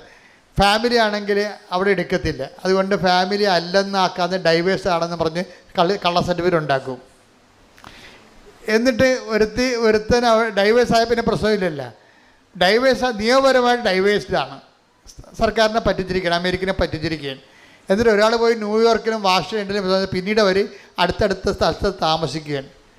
കാര്യം ഡൈവേഴ്സ്ഡ് ആണെന്ന് പേപ്പറിലേ ഉള്ളൂ, അവരൊരുമിച്ചാണ് ജീവിക്കണത്. പോലീസിന് ഈ പേപ്പർ തിരക്കി നടക്കാൻ പറ്റുമോ? പക്ഷേ പോലീസിനെ പറ്റിക്കുക, പക്ഷേ ദൈവത്തിനെ പറ്റിക്കാൻ പറ്റത്തില്ല. ഇത് എപ്പോഴും നമ്മൾ ശ്രദ്ധിക്കണം. അതുകൊണ്ടാണ് കർത്താവ് വളരെ ഇങ്ങനെ പ്രാർത്ഥന മൊത്തം തകിടം പറയാൻ സാധ്യതകളുണ്ട്. കർത്താവ് ഇതിൻ്റെ ഒരു ബ്ലോക്കിങ് തന്നിട്ട് പറഞ്ഞാൽ ഞങ്ങളെ പ്രലോഭനത്തിൽ ഉൾപ്പെടുത്തരുത്. അതുകൊണ്ടാണ്, അല്ലാതെ വേറെ പ്രശ്നം. ദൈവരാജ്യത്തിൽ നിന്ന് മനുഷ്യൻ ലോകരാജ്യത്തിലേക്ക് പോകാതിരിക്കാൻ വേണ്ടിയാണ് നമുക്ക് ബ്ലോക്ക് ഇട്ട് പ്രാർത്ഥിക്കുന്നത്. എന്താണ് ഞങ്ങളെ, അത് ഇതിനേക്കാൾ വലിയ പ്രാർത്ഥനയൊന്നുമില്ല. ഒരു ഡോക്ടർ വെളുപ്പിനെ എന്നെ വിളിച്ചിട്ട് പറഞ്ഞു, അച്ഛാ എൻ്റെ കുഞ്ഞിന് എൻ്റെ പേരക്കുട്ടിക്ക് ഇന്ന പ്രശ്നമുണ്ട്, അവൻ സംസാരിക്കണില്ല. അപ്പോൾ എന്നോട് ചോദിച്ചു, അച്ഛാ ഞങ്ങൾക്ക് അപ്പാപ്പനും അമ്മാമ്മയ്ക്കും അവർക്കത്ര പ്രായമൊന്നുമില്ല, നല്ല പയറുപോലെ നടക്കുന്ന മനുഷ്യരാണ്, ഞങ്ങൾക്ക് ചെല്ലാൻ പറ്റിയ പുതിയ വല്ല പ്രാർത്ഥന ഉണ്ടോയെന്ന് ചോദിച്ചു. എന്താണ് ഈ മകനെ സംസാരിപ്പിച്ചെടുക്കാൻ പറ്റിയ പുതിയ പ്രാർത്ഥന വല്ല ഉണ്ടോയെന്ന്. പുതിയതായാലും പഴയതായാലും നിത്യനൂതനമായിട്ടുള്ള ചിരപുരാതനമായിട്ടുള്ള ഒറ്റ പ്രാർത്ഥനയേ ഉള്ളൂ. എന്താണത്? സ്വർഗസ്ഥനായ ഞങ്ങളുടെ പിതാവേ. അതിനെ വെട്ടാൻ ഇനി പ്രാർത്ഥനയില്ല. കാര്യം എന്താണ്? ദൈവം തന്നെ എഴുതിയ പ്രാർത്ഥനയാണ്. ദൈവരാജ്യമാണ് ഉടമ്പടി അന്വേഷിക്കുന്നത്. നീ ഉടമ്പടി ചെയ്തിട്ട് ദൈവരാജ്യം അനുസരിച്ച് നീ ജീവിച്ചു കഴിയുമ്പോൾ നിനക്ക് ലഭിക്കുന്ന റിസൾട്ട് എന്താണ്? അതിൽ സന്തോഷിക്കാനുള്ളൊരു അഭിഷേകം നിനക്ക് തരും. അതിനാണ് പരിശുദ്ധാത്മാവിൻ്റെ സന്തോഷമെന്ന് പറയണത്. പിടികിട്ടിയ? അതായത് സത്യം പരമാർത്ഥമായിട്ട് നീ ഉടമ്പടി ജീവിക്കുന്നു. ദൈവത്തിൻ്റെ വചനം, നിങ്ങൾക്കറിയാം ഉടമ്പടി ബേസിക്കായിട്ട് എന്താണ്? ഉടമ്പടി ബേസിക്കായിട്ട് ദൈവത്തിൻ്റെ വചനം അനുസരിച്ച് ജീവിക്കാൻ വേണ്ടിയുള്ളൊരു പ്രാർത്ഥനയാണത്. അതിൻ്റെ കൂടെ അത് നടപ്പിൽ വരുത്താൻ വേണ്ടിയുള്ള പദ്ധതികളുണ്ട്, പ്രാർത്ഥനയുണ്ട്. ഉടമ്പടി ബേസിക്കായിട്ട് എന്താണ്? ഒരു പ്രാർത്ഥന പദ്ധതിയാണ്. പ്രാർത്ഥന ചൊല്ലേണ്ടതും പദ്ധതി ചെയ്യേണ്ടതുമാണ്. പ്രാർത്ഥന ചൊല്ലേണ്ടതും പദ്ധതി ചെയ്യേണ്ടതും. പക്ഷേ ചെയ്യുന്ന ആളും ഉറപ്പുവരുത്തേണ്ടത് എന്താണ്? ദൈവരാജ്യത്തിലായിരിക്കണം. അതാണ് വിഷയം. ചെല്ലുന്ന ആളും ചെയ്യുന്ന ആളും ഉടമ്പടി എടുത്തിട്ട് പ്രാർത്ഥന ചെല്ലുന്ന ആളും പ്രാർത്ഥന പദ്ധതി ചെയ്യുന്ന ആളും എന്താ ചെയ്യേണ്ടത്? ദൈവരാജ്യത്തിലായിരിക്കണം. ഇപ്പോൾ ദൈവരാജ്യത്തിലാണെന്ന് വെച്ച് കഴിഞ്ഞാൽ ദൈവത്തിൻ്റെ തിരുമനസ്സിന് അനുപേക്ഷിതമായിട്ട് തന്നെയായിരിക്കണം നമ്മുടെ എല്ലാവിധ വ്യവഹാരങ്ങളും നടക്കേണ്ടത്. അങ്ങനെ വന്നു കഴിഞ്ഞാൽ ഇതിൻ്റെ നെറ്റ് റിസൾട്ട് സ്വാഭാവികമായിട്ടും പ്രഥമ ദൃഷ്ട്യാ നെഗറ്റീവായിട്ട് തോന്നുന്നുണ്ടെങ്കിലും പരിശുദ്ധാത്മാവിൻ്റെ അലോട്ട്മെൻറ്റ് സന്തോഷമുണ്ടാകും. എന്താ കാര്യം? ഞാൻ ദൈവരാജ്യത്തിലാകുമ്പോൾ ഓട്ടോമാറ്റിക്കായിട്ട് ഉണ്ടാകണമാണ് പരിശുദ്ധാത്മാവ് സന്തോഷം. ഇപ്പം നിങ്ങൾ പ്രാർത്ഥിക്കുന്നതനുസരിച്ച് കാര്യങ്ങൾ നടക്കണില്ല, പക്ഷെ ദൈവം ആഗ്രഹിക്കുന്നതനുസരിച്ച് കാര്യങ്ങൾ നടക്കുമ്പോൾ പരിശുദ്ധാത്മാവ് നിങ്ങളുടെ സന്തോഷിക്കും. അതിനാണ് പരിശുദ്ധാത്മാവ് സന്തോഷം എന്ന് പറയുന്നത്. വെള്ളം അടിക്കുമ്പോൾ നമുക്ക് കിട്ടുന്ന സ്പിരിറ്റല്ലത്. അതായത് നിങ്ങൾ വിചാരിക്കുന്നതനുസരിച്ച് കാര്യങ്ങൾ നടക്കുന്നില്ല, പക്ഷേ ദൈവം ആഗ്രഹിക്കുന്നതനുസരിച്ച് കാര്യങ്ങൾ നടക്കുന്നു. അപ്പോൾ എന്ത് സംഭവിക്കും? നിങ്ങളിലുള്ള പരിശുദ്ധാത്മാവ് തുള്ളിച്ചാടും. പരിശുദ്ധാത്മാവിൻ്റെ സന്തോഷം. അമ്മ എലിസബത്തിനെ കണ്ടപ്പോൾ, മേരിയെ കണ്ടപ്പോൾ എലിസബത്തിൻ്റെ ശിശു പരിശുദ്ധാത്മാവ് സന്തോഷിച്ചു. സാത്താൻ ഇടിമിന്നൽ പോലെ താഴെ വീഴുമ്പോൾ കർത്താവ് ആത്മാവിൽ ആനന്ദിച്ചു. പരിശുദ്ധാത്മാവിൻ്റെ മൗലിക ഭാഗമാണ് ഈ ആനന്ദം. ഉടമ്പടിക്ക് കൈയും കാലും വെച്ച ഒരാളെ കണ്ടും അതാണ് പരിശുദ്ധാത്മാവ് സന്തോഷിച്ചത്. ഉടമ്പടി കൈയും കാലും വെച്ചത് ആരാണ്? കക്ഷി, നമ്മളാള്. ഉടമ്പടിക്ക് കൈയും കാലും വെച്ച ഒരാളെ ആര് കണ്ടു? എലിസബത്ത് കണ്ടു. അപ്പോൾ പരിശുദ്ധാത്മാവ് സന്തോഷിച്ചു. അതാണ് വിഷയം. ആരെയാണ് എലിസബത്ത് കണ്ടത്? മറിയത്തെ. മറിയം എന്താണ്? കർത്താവ് നിന്നോട് അരുളി ചെയ്ത കാര്യങ്ങൾ പറഞ്ഞ്, കർത്താവ് നിന്നോട് അരുളി ചെയ്ത കാര്യങ്ങൾ നിറവേറുമെന്ന് വിശ്വസിച്ച നീ, നിറവേറുമെന്ന് വിശ്വസിച്ച നീ ഭാഗ്യവതി. ഭാഗ്യവതി. അതായത് കർത്താവിൻ്റെ വചനം നിറവേറുമെന്ന് വിശ്വസിച്ച ഒരു ഉടമ്പടി സാക്ഷിയെ കാണുകയാണ്. ഉടനെ പരിശുദ്ധാത്മാവ് സന്തോഷിച്ചു. അതുപോലെ തന്നെ ഉടമ്പടി കാര്യങ്ങൾ നിറവേറ്റാൻ വേണ്ടിയുള്ള നമ്മുടെ ഭാഗത്തു നിന്ന് ഉടമ്പടി കാര്യങ്ങൾ നിറവേറ്റുമ്പോഴും നമുക്ക് സന്തോഷം ഉണ്ടാകണം. സന്തോഷം ഉണ്ടായില്ലെങ്കിൽ പരിശുദ്ധാത്മാവിൻ്റെ കുറവുണ്ടെന്നോ. രണ്ട് തരം. നിങ്ങൾക്ക് ഉടമ്പടി കാര്യങ്ങൾ നിറവേറ്റുമ്പോൾ മൗലികമായ സന്തോഷമാണ് ഉണ്ടാകേണ്ടത്. സന്തോഷം ഉണ്ടായില്ലെങ്കിൽ ഉടമ്പടി കാര്യങ്ങൾ നിറവേറ്റുമ്പോൾ, ഇപ്പോൾ ഒരു ആശുപത്രി രോഗിയെ പോയി കാണുന്നു. അപ്പോൾ പറയും, എൻ്റെ അച്ഛാ ഞങ്ങളുടെ നാട്ടിലെങ്കിലും ഗവൺമെൻറ് ആശുപത്രി ഇല്ല. പ്രൈവറ്റ് ആശുപത്രിയിലൊക്കെ ആൾക്കാരെ കയറ്റണം ഭയങ്കര പാടാണ്. ഗവൺമെൻറ് ആശുപത്രി ഒരു സമയം വെച്ച് ആൾക്കാരെ കയറ്റുന്നുണ്ട്. അപ്പോൾ ഞങ്ങളുടെ നാട്ടിൽ ആശുപത്രി ഇല്ല. അതുകൊണ്ട് ഞാൻ കോട്ടയത്ത് പോയി ഒരു ആശുപത്രി കണ്ടിട്ട് ഇവർ കണ്ടിട്ടും തീരണില്ല രോഗികളെ. എന്താണ്? കാണുകയും കയ്യിലുള്ളത് കൊടുക്കുകയും അവരോട് ആദ്യം കാണുന്ന ആൾക്കാരാണ്. ആദ്യം കാണുകയും കയ്യിലുള്ള സംസാരിക്കുകയും അവരോട് സംസാരിക്കുകയും ചെയ്യുമ്പോൾ, അവർക്ക് വേണ്ടി പ്രാർത്ഥിക്കുകയും ചെയ്യുമ്പോൾ ഇവർക്ക് വല്ലാത്ത പരിശുദ്ധാത്മാവ് നിറയണമാണ്. എന്താ കാര്യം? അവർ ഉടമ്പടി നിറവേറ്റുകയും അതിലൂടെ അവർക്ക് സന്തോഷം കിട്ടണേ. അത് അവരറിയാതെ വരുന്ന സന്തോഷമാണ്. എന്താണ്? അവരിലുള്ള പരിശുദ്ധാത്മാവ് അവരുടെ ജോലി കണ്ടിട്ട് സന്തോഷിക്കലാണ്. ഈ ശുഭമാക്കുന്നതും ദൈവം ഒരു കാര്യം ശുഭമാക്കുക എന്ന് വെച്ച് കഴിഞ്ഞാൽ ദൈവത്തിൻ്റെ റേഞ്ച് ആൻഡ് റേറ്റിംഗ് അനുസരിച്ചുകൊണ്ട് അതിനെ കറക്റ്റ് ചെയ്ത്. ഇപ്പം പല കാര്യങ്ങളും നടക്കുന്നത് നമ്മളുടെ ഒരു രീതി അനുസരിച്ചാണ് കാര്യങ്ങൾ നടക്കുന്നത്. അപ്പോൾ ദൈവത്തിൻ്റെ ഉടമ്പടി നടക്കേണ്ടിയിരുന്നത്, ഇപ്പോൾ പലരും സാക്ഷ്യം പറയുന്നില്ലേ, ആ സാക്ഷ്യമൊക്കെ പലതും മാനുഷിക സാക്ഷ്യങ്ങളാണ്. അവരാഗ്രഹിച്ച കാര്യം നടന്നു എന്നാണ് അവർ പറയണത്. പക്ഷേ ഇതിൻ്റെ അകത്ത് ഇതിൻ്റെ ഒരു കുറച്ചുകൂടി മുന്നോട്ട് പോയി കഴിഞ്ഞാൽ ഇതിൽ ദൈവം ആഗ്രഹിച്ച കാര്യങ്ങൾ കാണും. ഏറ്റവും അഡീഷണലായിട്ട് വരുന്ന ബെനിഫിറ്റ്സാണ് ഈ ശുഭമാക്കുക എന്നുള്ളതിൻ്റെ അടയാളമെന്ന് പറയുന്നത്. അഡീഷണൽ ബെനിഫിറ്റ്സ് ഒരു വിഷയത്തിൽ ഇപ്പം നമ്മുടെ ഇവരുടെ ആരാണ് രമ്യ രവീന്ദ്രൻ്റെ സാക്ഷി എടുത്തു കഴിഞ്ഞാൽ, രമ്യ രവീന്ദ്രന് അവരുടെ ഇറങ്ങാൻ പറഞ്ഞവരോട് ഒരു മാസമല്ലേ ഹോസ്റ്റലിൽ താമസിക്കുന്നുള്ളത്. 25 ദിവസമൊക്കെ മെമ്മോ വന്നു, നിങ്ങളുടെ ടൈം കഴിഞ്ഞു, ഇനി 5 ദിവസം മാത്രമേ ഉള്ളൂ, ഹോസ്റ്റലിൽ നിന്ന് ഇറങ്ങിയേക്കാൻ പറഞ്ഞു. ഇവർ വിട്ടുപേർത്ത് പോയി. എന്താ കാര്യം? ഇതുവരെക്കും വീടൊന്നും കിട്ടിയിട്ടില്ല. വീട് കിട്ടാത്തതിന് പ്രധാനപ്പെട്ട കാരണമുണ്ട്. എന്താ കാര്യം? ഭർത്താവിനും ഭാര്യയ്ക്കും അതവിടെ നമ്മൾ ആപ്ലിക്കേഷൻ കൊടുക്കുമ്പോൾ ആ വീട്ടിൽ ആരൊക്കെയാണ് താമസിക്കുന്നത് എന്ന് ചോദിക്കും. അപ്പോൾ ഞാനുണ്ട്, എൻ്റെ ഭർത്താവുണ്ട്, എൻ്റെ 2 മക്കളുണ്ടെന്നല്ലേ നമ്മൾ ഫീഡ് ചെയ്യണത്. അപ്പോൾ റിജക്റ്റായി പോകും. എന്താ കാര്യം? ഭർത്താവിൻ്റെ ശമ്പളം ഉടനെ ചോദിക്കും. ഉടനെ അപ്പോൾ ഭർത്താവിൻ്റെ ശമ്പളം ഞങ്ങൾക്ക് ജോലിയില്ലല്ല, അപ്പോൾ വീടില്ല, ക്യാൻസൽ. അപ്പം മെറിറ്റില്ല അവിടെ. അതായത് നോട്ട് ബൈ മെറിറ്റ് എന്ന് പറയും. ജീവിതത്തിലെ പല കാര്യങ്ങൾക്കും മെറിറ്റ് നമുക്കുണ്ടാകത്തില്ല. ഭർത്താവിൻ്റെ ശമ്പളം ചോദിക്കുമ്പോൾ ശമ്പളമില്ല, ജോലിയില്ലെന്ന് പറയും. അപ്പോൾ ഉടനെ ഇവിടെ ആപ്ലിക്കേഷൻ എല്ലാം റിജക്റ്റ് ആവും. അപ്പോൾ ഇവരിപ്പോൾ എന്ത് സംഭവം? ഹോസ്റ്റലിൽ നിന്ന് ഇറങ്ങാൻ പറഞ്ഞിരിക്കണേ. അതേസമയം തന്നെ ഭർത്താവിന് ജോലി ഇല്ലാത്ത കാരണം ശമ്പളവുമില്ല, ഒരുമിച്ച് ഒരു വീട് കിട്ടാനുള്ള നിയമപരമായ തടസ്സങ്ങളുണ്ട്. ലീഗൽ പോയിൻ്റ് തടസ്സമാണ്, ലീഗലി കിട്ടത്തില്ല. ഇവരെന്ത് ചെയ്ത്? ഇവർ പുറത്ത്. അപ്പോൾ ഇവർ എപ്പോഴും പള്ളിയിൽ പോകുന്ന ഒരു അച്ഛനുണ്ട് അവിടെ, ഇംഗ്ലീഷ് ചർച്ചിൽ പോകണ. രമ്യ രവീന്ദ്രനാണെങ്കിൽ അവിടെയാണെങ്കിൽ ഇംഗ്ലീഷ് ചർച്ചിൽ പോകുന്നുണ്ട്. She's in covenant. അതായത് മനസ്സിലാക്കുക. അപ്പോൾ പറഞ്ഞാൽ ഞങ്ങൾ എപ്പോഴും പോകുന്ന ഒരു ഇംഗ്ലീഷ് ചർച്ചുണ്ട്, അപ്പോൾ എനിക്ക് ഭയങ്കര സന്തോഷമായി. ഈ യൂറോപ്പിലൊക്കെ ഇംഗ്ലീഷ് ചർച്ചൊക്കെ കൊടുത്ത് ആൾക്കാർക്ക് വില കൊടുക്കണമെന്നൊക്കെയാണ് പത്രത്തിലൊക്കെ വരുന്നത്. അപ്പോഴും ഇവർ പക്ഷേ അത് കുറേ കള്ള വാർത്തയാണ്. എന്താ കാര്യം? ഈ രമ്യ രവീന്ദ്രൻ പോകുന്ന ഒരു ഇംഗ്ലീഷ് ചർച്ചിലാണ്. ഇംഗ്ലീഷ് ചർച്ചിൽ അച്ഛൻ ഇവരോട് പറഞ്ഞു അപ്പോൾ ഈ ഇംഗ്ലീഷ് ചർച്ചിൽ അച്ഛൻ ഇവരെ വിളിപ്പിച്ച് പറഞ്ഞു, ശരി വൈകുന്നേരം വന്ന് എന്നെ കാണാൻ പറഞ്ഞു.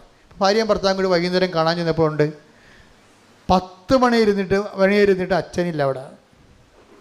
അച്ഛൻ വിചാരിച്ചത് സൺഡേയിൽ വരുന്ന കൂട്ടായ്മയിൽ ഒരു സായിപ്പിനും മദാമയ്ക്കും ഒറ്റയ്ക്ക് താമസിക്കുന്നുണ്ട്, അവർക്ക് വീടുണ്ട്, ആ സെറ്റാക്കി തരാമെന്നാണ് അച്ഛൻ പറഞ്ഞത്. ഇപ്പോൾ ഇവർ രണ്ടുപേരും അച്ഛനെ കാണാൻ ചെന്നപ്പോഴുണ്ട് അച്ഛൻ വേറെ എന്തോ കാര്യത്തിൽ ബിസിയായി പോയി, അച്ഛൻ അവിടെ ഇല്ല. ഇവർ 10 മണി വരെ മേടയിൽ അങ്ങനെ ഇരിക്കും. 10 മണിയായി കഴിയുമ്പോൾ ഇവർ നോക്കുമ്പോൾ ഇവിടെ തലക്ക് മുകളിൽ മാതാവ് നിൽക്കുകയാണ്. ഒരു ഗ്രോട്ടോയിലാണ് ഇരിക്കണത്. അവിടെ. അപ്പോൾ മാതാവ്, അപ്പോൾ അവളെന്ത് ചെയ്ത്, അവളുടനെ ലൈറ്റേക്കാൻ്റെ പേർ റിക്വസ്റ്റ് ഇട്ട് അവിടെ നിന്ന്. ഞാനങ്ങനെ ഓർക്കുകയും, പണ്ട് ഈ 2015 ഈ ഉടമ്പടിയും ലൈറ്റേക്കാൻ്റെ പേർ റിക്വസ്റ്റ് ഒരുമിച്ചാണ് വന്നത്. എനിക്കിതേക്കുറിച്ച് രണ്ടിനെക്കുറിച്ച് ഒരു ഐഡിയ ഇല്ലായിരുന്നു. അമ്മ പറഞ്ഞതുകൊണ്ട് ഞാൻ കുത്തിയിരുന്ന് പ്രാർത്ഥിക്കുകയും പിന്നെ ആവശ്യം ഡിസ്കഷൻ നടത്തിയിട്ട് പെട്ടെന്ന് ലോഞ്ച് ചെയ്യണേ ചെയ്ത്. ഈ ലൈറ്റേക്കാൻ്റെ പേർ റിക്വസ്റ്റിൻ്റെ ലിങ്ക് ഞാൻ തന്നെ കണ്ടുപിടിച്ചതാണ്. ചുമ്മാ കണ്ടുപിടിച്ചെന്ന് പറയാൻ പറ്റത്തില്ല. ഞാൻ സെർച്ച് ചെയ്തുകൊണ്ടിരിക്കുന്ന സമയത്ത് ലിങ്ക് എൻ്റെ കിട്ടി. ആ ലിങ്ക് കണ്ടപ്പോൾ എനിക്ക് തോന്നി, ഇതുവഴി അമ്മയോട് ലോകത്തിൽ ഏത് അന്റാർട്ടിക്കയിൽ ഇരുന്നാലും ശരി, അവിടെയുള്ള ആൾക്കാർക്ക് ധ്യാനവും പ്രാർത്ഥനയും പള്ളിയും ഒന്നും ഇല്ലല്ലോ, അവർക്കൊരു വിഷമം ഉണ്ടായിക്കഴിഞ്ഞാൽ കൃപാസനത്തിൽ പ്രത്യക്ഷപ്പെട്ട മാതാവിനോട് കമ്മ്യൂണിക്കേറ്റ് ചെയ്യാൻ പറ്റിയ ഈ ലിങ്ക് ഉപയോഗിക്കാൻ പറ്റുമെന്ന് കമ്പ്യൂട്ടർ എഞ്ചിനീയറിനോട് ഞങ്ങൾ ചോദിച്ചു. ഞാൻ ജോമോൾ പറഞ്ഞ് ഇന്ന ആളോടൊക്കെ ചോദിക്കാമെന്ന് പറഞ്ഞു. അങ്ങനെ ഞാൻ ചോദിച്ചു കഴിഞ്ഞപ്പോൾ അവിടെ ഡിക്സൺ എന്ന് പറയും, ഇപ്പോഴും അദ്ദേഹം തന്നെ നമ്മുടെ എഞ്ചിനീയർ. ഡിക്സൺ പറഞ്ഞ് നമുക്ക് ഇന്നൊരു രീതിയായിട്ട് അത് മോഡുലേറ്റ് ചെയ്തെടുക്കാമെന്ന് പറഞ്ഞു. പക്ഷേ മോഡുലേറ്റ് ചെയ്തതിന് ശേഷം പിന്നീട് സംഭവിച്ചത് നിങ്ങൾക്കറിയാമല്ലോ, ഈ ദൈവത്തിൽ ജീവിച്ച് കഴിയുമ്പോൾ നമ്മൾ ചെയ്യുന്നതെല്ലാം ദൈവം ശുഭമാക്കും. ഞാനിങ്ങനെ ഒരു ലിങ്ക് കൊടുത്തതേ ഉള്ളൂ, പക്ഷേ അയാളെ ചെയ്തത് വെടിക്കെട്ട് സംഭവമാണ്. അതായത് നമ്മൾ ഉടമ്പടിയാണെങ്കിൽ നമ്മൾ എന്ത് ചെയ്താലും ദൈവമാണത് അതിൻ്റെ പോരായ്മകൾ പരിഹരിച്ചിട്ട് അത് ഇപ്പം നമ്മൾ അപ്പോൾ ആൾക്കാർ ചോദിക്കും പിന്നെ ഇങ്ങനെ അവിടെ അന്റാർട്ടിക്കയിലോ അമേരിക്കയിലൊക്കെ ഇരുന്നുകൊണ്ട് ഇങ്ങനെ കമ്പ്യൂട്ടറിട്ട് കളിപ്പിക്കുമ്പോൾ ഉടനെ ദൈവം ഉത്തരം പറയാനാണ്. അതെ, അത് ശരിയാണ്. ബുദ്ധി കൊണ്ട് മാത്രം ജീവിക്കുന്നവർക്ക് ദൈവത്തെ പ്രാപിക്കാൻ പ്രയാസമാണ്, തെറ്റില്ല. പക്ഷേ ദൈവത്തെ കൊണ്ട് ജീവിക്കുന്നവരെ സംബന്ധിച്ചിടത്തോളം അവരെ അടയാളങ്ങളിലൂടെയാണ് ജീവിക്കുന്നത്. അവരെ സംബന്ധിച്ചിടത്തോളം ഇതെല്ലാം വിസിബിളായിട്ടുള്ള കാര്യങ്ങളാണ്. അതാണ് ഈശോ പറഞ്ഞത്, വിശ്വസിക്കുന്നവർക്കെല്ലാം സാധ്യമാണ്. എന്താ കാര്യം സാധിക്കാൻ കാരണം എന്താണ്? വിശ്വസിക്കുന്നവരെ സംബന്ധിച്ചിടത്തോളം ദൈവം അവന് എല്ലാം ശുഭമാക്കി കൊടുക്കും. ശുഭമാക്കേണ്ടത് ആരാണ്? അപ്പോഴ് നമ്മളല്ല, കർത്താവാണ്. നമ്മുടെ മുമ്പിലുള്ള എന്താണ്? വിശ്വാസം, പ്രത്യാശ, സ്നേഹം, സമർപ്പണം. നമ്മുടെ മുമ്പിലുള്ളത് എന്താണ്? നിങ്ങളെപ്പോഴും ചെയ്യേണ്ടത് നിങ്ങളുടെ അരുവ മൂർച്ചയുള്ളതാക്കാൻ വേണ്ടി ഇടയ്ക്കിടയ്ക്ക് തേച്ച് കൊടുക്കണം. എപ്പോഴും നമ്മൾ ഇപ്പോൾ കൊയ്യാൻ പോകണം. ഇപ്പോൾ കൊയ്ത്തില്ലെന്ന് വേണമെങ്കിൽ പറയാം. ഇപ്പം മെഷീനാണ് കൊയ്യണത്, ഓക്കെ, അതിനും കൊയ്താൽ മതിയായിരുന്നു. കൊയ്ത കറ്റ് എടുക്കാൻ ആളില്ലാതെ നെല്ല് കുട്ടനാട്ടിൽ കിടന്ന് ചെയ്യണം. എന്തൊരു സങ്കടകരമാണ്. അത് നിരുത്തരവാദമാണ് ആ വിഷയങ്ങൾ. ഒത്തിരിയേറെ പേര് അതിൻ്റെ പേര് ശമ്പളം വാങ്ങിക്കുന്നുണ്ട്. പക്ഷേ നെല്ല് എടുത്തു മാറ്റാനും നിവൃത്തിയില്ല. പിന്നെ ഒരു ബഡ്ജറ്റ് തുക ഉള്ളതുകൊണ്ട് ഇവർക്ക് പൈസ കിട്ടുമായിരിക്കും. പക്ഷെ അത് ആർക്കും ഇല്ലാതെ മഴ നനഞ്ഞ് ചീഞ്ഞ് പോകുമ്പോൾ എന്താ അവസ്ഥ? എന്താ ആ വാർത്തയെ കേൾക്കുമ്പോൾ എനിക്ക് ഭയങ്കര വിഷമം തോന്നാറുണ്ട്. വളരെ സങ്കടകരമായ വിഷമം തോന്നാറുണ്ട്. ഏതായാലും രാജ്യത്തെ എല്ലാവരെയും ഇപ്പോൾ ആരുടെയും കുഴപ്പമില്ല, അത് നമ്മുടെ കെടുകാരസ്ഥയാണെന്ന് പറയാനും പറ്റത്തില്ല. നമ്മുടെ അവസ്ഥ അതാണ്. ഈ ഒരു അവസ്ഥയ്ക്ക് ചേഞ്ച് ഉണ്ടാകണം. നിങ്ങൾ ഈ ഒരു കൈ ഉയർത്തിക്കൊണ്ട് രാജ്യത്തെ സമർപ്പിച്ചുകൊണ്ട് സ്തുതിക്കട്ടെ. ഹല്ലേലൂയ, ഹല്ലേലൂയ, ഹല്ലേലൂയ, ഹല്ലേലൂയ, ഹല്ലേലൂയ, ആരാധന, ഹല്ലേലൂയ, ഹല്ലേലൂയ, ഹല്ലേലൂയ. യേശുവിലെ ഭരണ സംവിധാനങ്ങളെ സമർപ്പിച്ചു പ്രാർത്ഥിക്കുന്നു. ഹല്ലേലൂയ, ഹല്ലേലൂയ, ഹല്ലേലൂയ, ഹല്ലേലൂയ. പൊതുജനത്തിന്റെ സുരക്ഷിതത്വം ഉറപ്പുവരുത്തണമേ. ഹല്ലേലൂയ. പരിശുദ്ധ പരമ ദിവ്യകാരുണ്യത്തിന് ആരാധനയും സ്തുതിയും പുകഴ്ചയും ഉണ്ടായിരിക്കട്ടെ. അപ്പൊ കൊയ്യാൻ പോകുന്നവര്, നിങ്ങളാരും കൊയ്യാൻ പോകില്ലെന്ന് എനിക്കറിയാം. ഈ തലമുറയും കൊയ്ത് കാണത്തില്ല. പക്ഷേ കൊയ്യാൻ പോകുന്നവരെ കണ്ടിട്ടുണ്ടോ? കൊയ്യാൻ പോകുന്നവർ ആദ്യം എന്താ ചെയ്യണത്? അപ്പം നമ്മൾ വിളഞ്ഞ് കിടക്കുന്ന പാടശേഖരം കാണുമ്പോൾ തന്നെ അങ്ങോട്ട് ആന കരിമ്പിൻ കടിക്കറിയ പോലെ ചാടി ഇറങ്ങുകയാണ് ചെയ്യണത്? അല്ല, അവരെ ഒന്ന് വീട്ടിലിരുന്ന് അല്ലെങ്കിൽ പാടത്തിൻ്റെ വരമ്പ് ഇരുന്നുകൊണ്ട് ആ അരിവ അല്ലാണ്ട് മൂർച്ച വെച്ചിട്ട് കൈകൊണ്ട് തൊട്ട് നോക്കും, അല്ലേ, മൂർച്ച പരിശോധിക്കും, അല്ലേ? അതാണ് നമ്മളുടെ ഉടമ്പടിയുടെ കൊയ്ത്തിൻ്റെ കത്തി എന്ന് പറഞ്ഞാൽ 4 കത്തികളാണ് ഉപയോഗിക്കുന്നത്. എന്താണ്? വിശ്വാസം, പ്രത്യാശ, സ്നേഹം, സമർപ്പണം. ഇതിൻ്റെ മൂർച്ച ഇടയ്ക്കിടയ്ക്ക് കൂട്ടണം. അയ്യോ, ഇത് മൂർച്ചയെ കൂട്ടിക്കൊണ്ടിരുന്നാൽ കണ്ടവൻ കൊയ്തുകൊണ്ട് പോകുമെന്ന് നിങ്ങൾ പറയരുത്. ഇതിൻ്റെ മൂർച്ചയെ കൂട്ടിക്കൊണ്ടിരുന്നാലേ കണ്ടവൻ കൊയ്തുകൊണ്ട് പോകുമെന്ന് പറയരുത്. എന്താ ചെയ്യേണ്ടത്? നല്ലവണ്ണം കൊയ്യണമെങ്കിലും ഇതിൻ്റെ മൂർച്ച ഉണ്ടാകണം. അപ്പോൾ കൊയ്ത്ത് കിട്ടുന്ന പ്രോഫിറ്റിൻ്റെ ഭാഗം തന്നെയാണ് മൂർച്ച പരിശോധനയുള്ളത്. കൊയ്ത് കിട്ടുന്ന പ്രോഫിറ്റിൻ്റെ ഭാഗം തന്നെയാണ് മൂർച്ച പരിശോധന. അപ്പം നമ്മളുടെ ഉടമ്പടി വച്ചിരിക്കുന്ന ഉദ്യമങ്ങളും നിയോഗങ്ങളുടെ തന്നെ ഭാഗമാണ് നമ്മുടെ വിശ്വാസം പരിശോധിക്കുക എന്നുള്ളത്. വിശ്വാസം പരിശോധിക്കാൻ ചിലപ്പോൾ ദൈവം തന്നെ ചില സമയത്ത് ചില അവസരങ്ങൾ തരും. ചിലപ്പോൾ വിഷയം ലാഗായി പോകും, അല്പം ദീർഘിച്ചു പോകും. അപ്പോൾ നിങ്ങൾ മനസ്സിടിയാതെ, മനസ്സ് മടിയാതെ കാത്തിരിക്കണം. എന്താ കാര്യം? എന്നിട്ട് നിങ്ങൾ ഒന്നും സംഭവിക്കാത്ത പോലെ ഉടമ്പടിയുമായിട്ട് മുന്നോട്ട് പോകണം. ഒന്നും സംഭവിച്ചിട്ടില്ല, നമുക്കറിയാം സംഭവം താമസിക്കുന്നുണ്ടെന്ന്. നിങ്ങളുടെ വിസ വരാൻ താമസിക്കുന്നുണ്ട്, ഓഫർ ലെറ്റർ വരാൻ താമസിക്കുന്നുണ്ട്, പരീക്ഷ, നിങ്ങളുടെ പല കാര്യങ്ങളും താമസിക്കുന്നുണ്ട്. പക്ഷേ ആ സമയത്തൊക്കെ നിങ്ങളുടെ എഴുന്നേക്കാൻ താമസിച്ചു, പ്രാർത്ഥന ചെല്ലാൻ താമസിച്ചു, അതുപോലെ തന്നെ പത്രം കൊടുക്കാൻ താമസിച്ചു, രോഗികളെ കാണാൻ താമസിച്ചു, അങ്ങനെ വരരുത്. ഉടമ്പടി വിഷയങ്ങൾ താമസിക്കുമ്പോഴും ആസിഫ് നത്തിങ് ഹാപ്പൻ എന്ന രീതിയിൽ ഒന്നും സംഭവിച്ചിട്ടുള്ള രീതിയിൽ തന്നെ നിങ്ങൾ മുന്നോട്ട് പോകണം. അപ്പോൾ എന്താണ്? നിങ്ങളുടെ മൂർച്ചയുള്ളവരായി നിങ്ങൾ മാറും. നിങ്ങളുടെ വിശ്വാസത്തിൽ ഓക്കെയാണ്, പ്രത്യാശയിൽ ഓക്കെയാണ്, അത് സമർപ്പണത്തിൽ ഓക്കെയാണ്, നിങ്ങൾ ബലിഷ്ഠരാണ്. ശുദ്ധ പരമ ദിവ്യകാരുണ്യത്തിന് ആരാധനയും സ്തുതിയും പുകഴ്ചയും. അപ്പോൾ നമ്മുടെ ഉദ്യമങ്ങളെ ശുഭമാക്കേണ്ടത് ആരാണ്? നമ്മളല്ല. ആരാണ് ശുഭമാക്കുക? അതാണ് നമ്മൾ വായിച്ചത് 39:23. ജോസഫ് ചെയ്ത എല്ലാത്തിനെയും അവിടുന്ന് ശുഭമാക്കുകയും ചെയ്തു. അങ്ങനെ ഒരു സംഭവമാണ് light a candle. Light a candle പേർക്കസ്റ്റ് ഇട്ട് കഴിഞ്ഞാൽ എന്താണ്? അവിടെ നിന്നൊരു കമ്പ്യൂട്ടർ മെക്കാനിസമാണ് നടക്കുന്നത്. പക്ഷേ അത് ദൈവം ഓൺ ചെയ്യും. അതാണ് അവൻ ചെയ്തതെല്ലാം അവിടുന്ന് ശുഭമാക്കുകയും ചെയ്തു. നിങ്ങൾ ചെയ്യുന്ന കാര്യങ്ങൾ ദൈവം ഓൺ ചെയ്യണം. അതിനെന്ത് ചെയ്യണം? ദൈവത്തെ നമ്മൾ ആദ്യം ഓൺ ചെയ്യണം. പിടികിട്ടിയ? സിമ്പിളാണ് സംഭവം. നിങ്ങൾ ചെയ്യുന്ന കാര്യങ്ങൾ, ഇന്നലെ ഞാനൊരു കന്യാസ്ത്രീമഠത്തിൽ പോയി.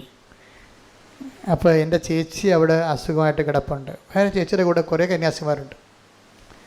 ഞാൻ അവർക്ക് വലിയ തണ്ണിമത്തനൊക്കെ വാങ്ങിച്ചുകൊണ്ടാണ് പോയത്. അവിടെ ചെന്നപ്പോൾ അവിടെ ആ പറമ്പ് മുഴുവൻ തണ്ണിമത്തൻ കിടക്കണം. ആ പടി ചമ്മിപ്പോയി. എന്നാൽ പിന്നെ വണ്ടിയെടുത്ത് വെച്ചേക്കാന്ന് പറഞ്ഞ് ഞാൻ ഒന്നും അറിഞ്ഞില്ല എന്ന് പറഞ്ഞ് അവിടെ ചെന്ന് സംസാരിച്ചുകൊണ്ടിരുന്നത്. ഞാൻ പറഞ്ഞു, ഇവിടെ ഞാൻ തണ്ണിമത്തനം കൊണ്ടാണ് വന്നത്, പക്ഷേ ഈ പറമ്പ് മുഴുവൻ തണ്ണിമത്തനാണ്, ഞാൻ ആ പടി ചമ്മി അടപ്പ് തെറിച്ചിരിക്കുകയാണെന്ന് പറഞ്ഞു. അപ്പോൾ ഇല്ല അച്ഛാ, കുഴപ്പമില്ല, അതൊന്നും എടുക്കാനായിട്ടില്ല, പാകമായിട്ടില്ല. ഞാൻ സമാധാനമായി. അപ്പോൾ ചേച്ചി എന്നോട് പറഞ്ഞതെന്ന് വെച്ചാൽ, രണ്ട് കാര്യം ചേച്ചി എന്ന് പറഞ്ഞാൽ, നിങ്ങൾ ഈ പഴയ പാട്ട് തന്നെയാണ് ഇപ്പോഴും പാടുന്നതെന്ന് ചോദിച്ചു. അപ്പോൾ ഞാൻ ചെയ്തിട്ടുണ്ടോ ചോദിച്ചു, ഒന്ന് മാറ്റി പിടിച്ചേക്കണേ, ആൾക്കാർ ശ്രദ്ധിക്കുന്നുണ്ട്. രണ്ടാമത് ചോദിച്ചത് ഇതുപോലൊരു കാര്യമാണ്. അതായത് നമ്മളിപ്പോൾ പറഞ്ഞില്ലേ, അതായത് ശുഭമാക്കുക എന്നുള്ളത് ദൈവത്തിൻ്റെ ഭാഗത്തു നിന്ന് നമ്മളോട് ചെയ്യുന്നൊരു കാര്യങ്ങളാണ്. ദൈവത്തിൻ്റെ ഭാഗത്തു നിന്ന് ഇപ്പം നമ്മൾ ചെയ്യുന്ന കാര്യങ്ങൾ ശുഭമാക്കുക എന്നുള്ളത് ദൈവം ചെയ്തു തരേണ്ടതാണ്. അപ്പോൾ നമ്മളെന്താ ചെയ്യേണ്ടത്? നമ്മൾ ചെയ്യേണ്ടത് നമ്മൾ ഏറ്റെടുത്തിരിക്കുന്ന ഉടമ്പടിയുടെ കാര്യം നമ്മൾ ശുഭമാക്കണം. നമ്മൾ പകുതി ഈ വവ്വാൽ തേങ്ങ കടിച്ച പോലെ വരരുത്. പല ഉടമ്പടിയുടെ അവസ്ഥ അതാണ്. നമ്മൾ തല്ലി മരത്തിന് താഴെ ചെന്ന് കഴിഞ്ഞാൽ പല തല്ലിത്തേങ്ങ കണ്ടിട്ടുണ്ടോ? ഇവിടെ ഇല്ലല്ലേ? ഇവിടെ എല്ലാം അല്ലേ, കാനഡയിലാണ് അല്ലേ? അത് തല്ലി മരത്തിൽ നിന്ന് നമ്മുടെ ഇവിടുത്തെ കേരളത്തിലെ ബദാമാണത്. അത് ചെന്ന് ഇത് കടിക്കുമ്പോൾ തന്നെ അത് താഴെ വീഴും. പിന്നെ പറഞ്ഞ് താഴെ വരത്തില്ല, അതതിനേരെ പോയി. അതുപോലെയാണ് ഉടമ്പടി എടുത്തിരിക്കുന്ന ആൾക്കാർക്ക് സംഭവിച്ചിരിക്കുന്നത്. ചപ്പും, വവ്വാൽ ചപ്പണ പോലെ ചപ്പും, പിന്നെ പകുതി ഇട്ടച്ചും പോവും. ഇങ്ങനെ വന്നാൽ നമ്മൾ ശുഭമാക്കത്തില്ല ഉടമ്പടി. അതുകൊണ്ട് ആദ്യം പ്രാർത്ഥിക്കേണ്ടത്, പ്രാർത്ഥിച്ച കർത്താവായ ദൈവമേ, ഞാൻ അങ്ങയോട് ചെയ്ത വാഗ്ദാനങ്ങളെ ശുഭമാക്കുകയും അങ്ങയുടെ പ്രമാണങ്ങളെ അതുപോലെ സ്നേഹത്തോടെ അനുസരിക്കുകയും ചെയ്യാൻ എന്നെ സഹായിക്കണമേ. അപ്പോഴാണ് ഈ ശുഭമാക്കുക എന്നുള്ളത് പ്രധാനപ്പെട്ട സംഭവം. അപ്പോൾ ഇപ്പോൾ ഈ രമ്യ രവീന്ദ്രൻ പെട്ടെന്ന് അവിടെ നിന്നുണ്ട്. എന്താണ്? അച്ഛൻ 10 മണി കഴിഞ്ഞിട്ട്, അച്ഛനെ രാത്രി 10 മണി കഴിഞ്ഞിട്ടും അച്ഛനെ കാണാനില്ല. ഇടവക അച്ഛനെ കാണാനില്ല. ഭാര്യയും ഭർത്താവും കൂടി അവിടെ ഇരിക്കുകയാണ്. അപ്പോൾ രമ്യ രവീന്ദ്രൻ അവിടെ ഇരുന്നും പറഞ്ഞു, അവൾ ഉടനെ ലൈറ്റൊക്കെ പെരക്വസ്റ്റ് ഇട്ട്, അത് എപ്പോൾ വേണമെങ്കിൽ ഇടാമല്ലോ. നമുക്ക് ലൈറ്റ്നിങ് അറേഞ്ച്മെൻറ്റാണ്. നമുക്കൊരു മിസ്സിങ് വന്നു കഴിഞ്ഞാൽ പിന്നെ ദൈവത്തോടുള്ള പെട്ടെന്നുള്ള അറേഞ്ച്മെൻറ്റാണ് ലൈറ്റൊക്കെ പെരക്വസ്റ്റ്. അത് ഇട്ട് കഴിഞ്ഞാൽ എന്ത് കഴിഞ്ഞാൽ അതിവിടെ ആൾ ഉറങ്ങിയാലും എടുത്തില്ലെങ്കിലും ആരെടുക്കും? എടുക്കേണ്ട ആളെടുക്കും. പറഞ്ഞു മനസ്സിലായില്ലേ? നിങ്ങൾ ഏറ്റക്കാൻ പ്രകൃതിയുടെ കൃപാസനത്തിലോട്ടല്ല, പിന്നെ എന്താണ്? കൃപാസന ആൾക്കാരെ പ്രത്യക്ഷപ്പെട്ട പരിശുദ്ധ അമ്മയുടെ അടുത്തേക്കാണ്. കൈയടിക്കട്ടെ. ഹല്ലേലൂയ ഹല്ലേലൂയ ഹല്ലേലൂയ ഹല്ലേലൂയ ഹല്ലേലൂയ ഹല്ലേലൂയ യേശുവേ നന്ദി ഹല്ലേലൂയ ഹല്ലേലൂയ ഹല്ലേലൂയ ഹല്ലേലൂയ. അപ്പോൾ രമ്യ രവീന്ദ്രനും ഭർത്താവും കൂടി വിഷമിച്ച് അവർ ഇറങ്ങി നിൽക്കുകയാണ്, വീട്ടിൽ നിന്ന് ഇറങ്ങി നിൽക്കുകയാണ്. കയറാനും പറ്റാത്ത കണ്ടീഷനാണ്, ഒരോടുമില്ല പരോടുമില്ല നിൽക്കുകയാണ്. അപ്പോൾ ആ രമ്യ ലൈറ്റേക്കാരൻ്റെ പേര് കസിട്ടിട്ട് പറഞ്ഞ് വീടില്ല അമ്മയെന്ന് പറയും, അത്രേ ഉള്ളൂ. വീടില്ല അമ്മയെന്ന് പറഞ്ഞപ്പോൾ തന്നെ അവൾ ഫോൺ ഓഫ് ചെയ്യണമ്പോൾ തന്നെ പെട്ടെന്ന് ഒരു വീട് കൊടുക്കാനുണ്ടെന്ന് പറഞ്ഞൊരു മെസ്സേജ് വന്നു. ഉടനെ രമ്യ പറയും ഇത് ഏതോ ഓഫീസിൽ നിന്ന് വിളിച്ചിരിക്കണം, വീട് കൊടുക്കാനുണ്ടെന്ന് പറഞ്ഞൊരു പരസ്യമാണ്, മെസ്സേജല്ല പരസ്യം.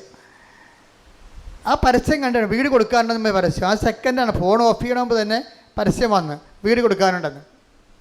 രമ്യ അത് ഗവനിച്ചില്ല. എന്താ കാര്യം, ശനിയാഴ്ചയാണ്, ഞായറാഴ്ചയാണ് ഈ സംഭവം നടക്കുന്നത്. ഇപ്പം ഞായറാഴ്ച എന്ന് വെച്ചാൽ അവരുടെ ഓഫീസുകൾ ശനിയും ഞായറും ഓഫാണ്. അപ്പോൾ ഒരു ഓഫീസിൽ ഒരു പൂച്ചക്കളി ഉണ്ടാകത്തില്ല. അപ്പോൾ പിന്നെ ഇപ്പം അപ്പോൾ ഭർത്താവ് പറഞ്ഞ് വിളിക്കടി എന്ന് പറഞ്ഞ് അപ്പം ഭർത്താവിന് അറിയത്തില്ല, ഇംഗ്ലണ്ടിലെ കാര്യം അറിയത്തില്ലല്ല, പുള്ളി ഈ ജസ്റ്റ് ഇടയ്ക്ക് ചെന്നതല്ലേ ഉള്ളു. പറഞ്ഞ് ആരും എടുക്കത്തില്ല.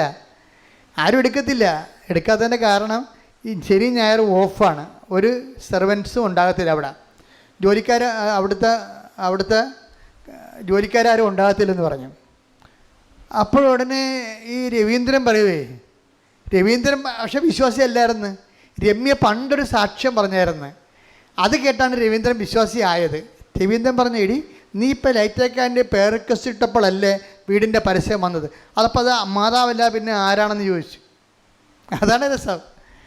ഉടനെ അത് രവീന്ദ്രനെ പെട്ടെന്ന് ഓടിത്തിരിഞ്ഞേ, കാര്യം മറ്റവർക്ക് നിയമങ്ങളാണല്ലോ ഇരിക്കുന്നത്, അവർക്ക് അവിടുത്തെ നിയമം എന്താണെന്ന് അറിയാം.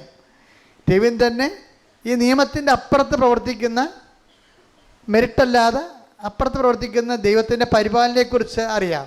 അപ്പോൾ അതുകൊണ്ട് നീ എടുക്കുമെന്ന് പറഞ്ഞ് എടുത്തിട്ട് തിരിച്ച് ഈ നമ്പറിലേക്ക് അവർ തിരിച്ച് രാത്രി വിളിക്കുമ്പോഴുണ്ട് ഒരു ലേഡിയാണ് വളരെ മധുരമായ സമയത്ത് ഇവരോട് സംസാരിച്ചിട്ട് പറഞ്ഞാൽ നിങ്ങൾ വീടല്ലേ, നിങ്ങളുടെ പേര് പറഞ്ഞ് രമ്യ രവീന്ദ്രൻ തങ്കമണി. ഉടനെ അവരും പറയും രമ്യ രവീന്ദ്രൻ തങ്കമണി. അത് അവരും പറയും അതുപോലെ തന്നെ വളരെ സൗമ്യതയോടെ. ഇങ്ങനെ സൗമ്യതയോടെ ആരും സംസാരിക്കണം കേട്ടിട്ടില്ല. ശരി, നിങ്ങൾക്ക് നാളെ 10 മണിക്ക് ഇവിടുന്ന് ഇവിടെ ഉണ്ടാവുമെന്ന് പറഞ്ഞു. 10 മണിക്ക് ഇവിടുന്ന് വിളിക്കാമെന്ന് പറഞ്ഞ് ഓക്കെ താങ്ക് യു പറഞ്ഞ് അവസാനിച്ച് അവർ പോകുന്നു, ഹോസ്റ്റലിലോട്ട് പോകുന്നു. 10 മണി വരെ കാത്തിരുന്നിട്ട് ആരും വിളിക്കണില്ല. അപ്പോഴേ ഇവർ തിരിച്ച് അങ്ങോട്ട് വിളിച്ചിട്ട് ഇന്നലെ രാത്രി ഞാൻ 10 മണിക്ക് വിളിച്ചായിരുന്നു, അപ്പോൾ നിങ്ങൾ പറഞ്ഞു ഞങ്ങൾ വീടിൻ്റെ ഒരു ആവശ്യമാണ്, 10 മണിക്ക് വിളിക്കാൻ പറഞ്ഞു, ഇപ്പോൾ മണി 11 നിങ്ങളാരും എന്നെ വിളിച്ചില്ല. അപ്പോൾ അവർ പറയണേ ഞങ്ങളുടെ ഓഫീസിൽ ലേഡി സ്റ്റാഫ് ഇല്ലെന്ന്. അതാണ് മനസ്സിലായില്ല ആളാരാണെന്ന്, മനസ്സിലായില്ലേ?